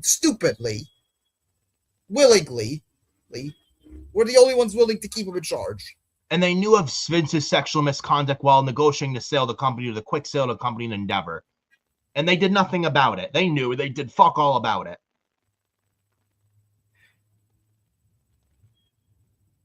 You know, other companies would have required Vince's permanent exit. And Ari and Shapiro knew of the sexual misconduct against Vince. And did they do anything about it? No. They didn't care. Now Ari and Shapiro possibly being exposed as liabilities, I have 0 ounce of sorrow for them. 0. Why would I feel sorry for them? Because they knew exactly what they were doing. Oh, I wouldn't have done the deal without Vince McMahon. I would have body slammed him. Yes, as if Ari Emanuel knows how to hit a fucking wrestling. Yeah. Oh, but Vince McMahon should be in jail? Yeah, he should be in fucking jail. I don't think he is going to be, but it's because it's a civil case. But he's also got the Janelle Grant case on him, too. That's another one. They have multiple lawsuits. This guy has multiple lawsuits hanging over his head. I hope they get the fucking worst. I don't know if they will, but I hope they get the fucking worst. I hope they lose. Better yet. Oh, but most of insurance may cover most of the costs, though. They are in debt. $6 billion or $3 billion in debt. Somewhere around that range, 3 to 6. Like they're already in debt. Like how much worse can it get for them? This is, I mean, I don't know about you, man. I don't know, man. This is interesting indeed. We're definitely going to keep you up to date on this. I'm sure we're going to be talking about this episode 28 next week here on the podcast. Next week. Yeah. You know? Because the trial date is next week from June 8th to June 12th. From June 8th to June 12th. It's going to be very, very interesting if you ask me. So, we're going to so guys, we're definitely going to let you know on this come with a trial next week. But my God, the more I'm hearing this, yeah. I mean, I have no words, but yikes. They deserve every single fucking bit of bad that's coming to them. And I hope it does come the way and they deserve. And if it does, and I hope they do, and hope it and if it does, and I hope it does, and you know what? It does, which I hope it does. The bad coming to them, the absolute worst coming to them, they deserve every bit of it, every ounce. All Vince had to do 3 years ago was stay the fuck away and let his family run the company with him having nothing to do with it and pass the company simply over to Triple H and Stephanie McMahon and the McMahon family. That's all Vince had to do. But Vince's massive ego got the better of him because you couldn't take the fact his family ran it better than he ever did for all this time, and he couldn't stomach it. And He showed his true colors, selling the company to his friends, then putting in the hands of his family. And you see the company where it's at now under Endeavor and TKO. If it was not, if the company wasn't sold and if the company wasn't with Endeavor or TKO whatsoever, I swear to God, WWE would be so much better off than it is right now. And you can thank Vince McMahon for the state of the company of where it's at right now. Fuck Vince McMahon and anybody that defends that piece of shit pedophile. Fuck him. Fuck him. Any other final words before we get the hell out of here, bro? Like, I don't know what to say. I think I needed to say what I need to say. And last week as well. What a terrible human being. What a disgusting, perverted human being. Just a pedophile, sexual predator, just monster, deviant piece of shit Vince McMahon is. It's selfish. Yep. Power hungry. Awful. He deserves every bad thing happening to him. Yep. Same thing with Ori and Chip Hero. Yep. No questions asked about that whatsoever. But that is that for episode 27 of Forbidden Podcast. We appreciate you showing up. You guys are awesome. You guys are the best. Appreciate the love and support as always. Make sure you hit the like on the video and subscribe to FioriousNation if you've not done so already. If you're new watching, hit the bell for all notifications. It helps a ton in the YouTube algorithm. Make sure you go do all of that. Follow me on X at FioriNick579, Adam Carl at AdamCarl2005. Next week, episode 28 will be next Thursday, June 11th. Sometime next week. Look out for that. All that good stuff. Appreciate you guys showing up once again. You guys fucking rock. You guys have a good rest of your Thursday, guys. Now that we're into June, starting the month off of June strong and stronger and stronger. We will see you next week for June 11th for Forbidden Podcast next week, episode 28. See you guys later. Have a good rest of your day and your rest of your good Thursday. Peace out.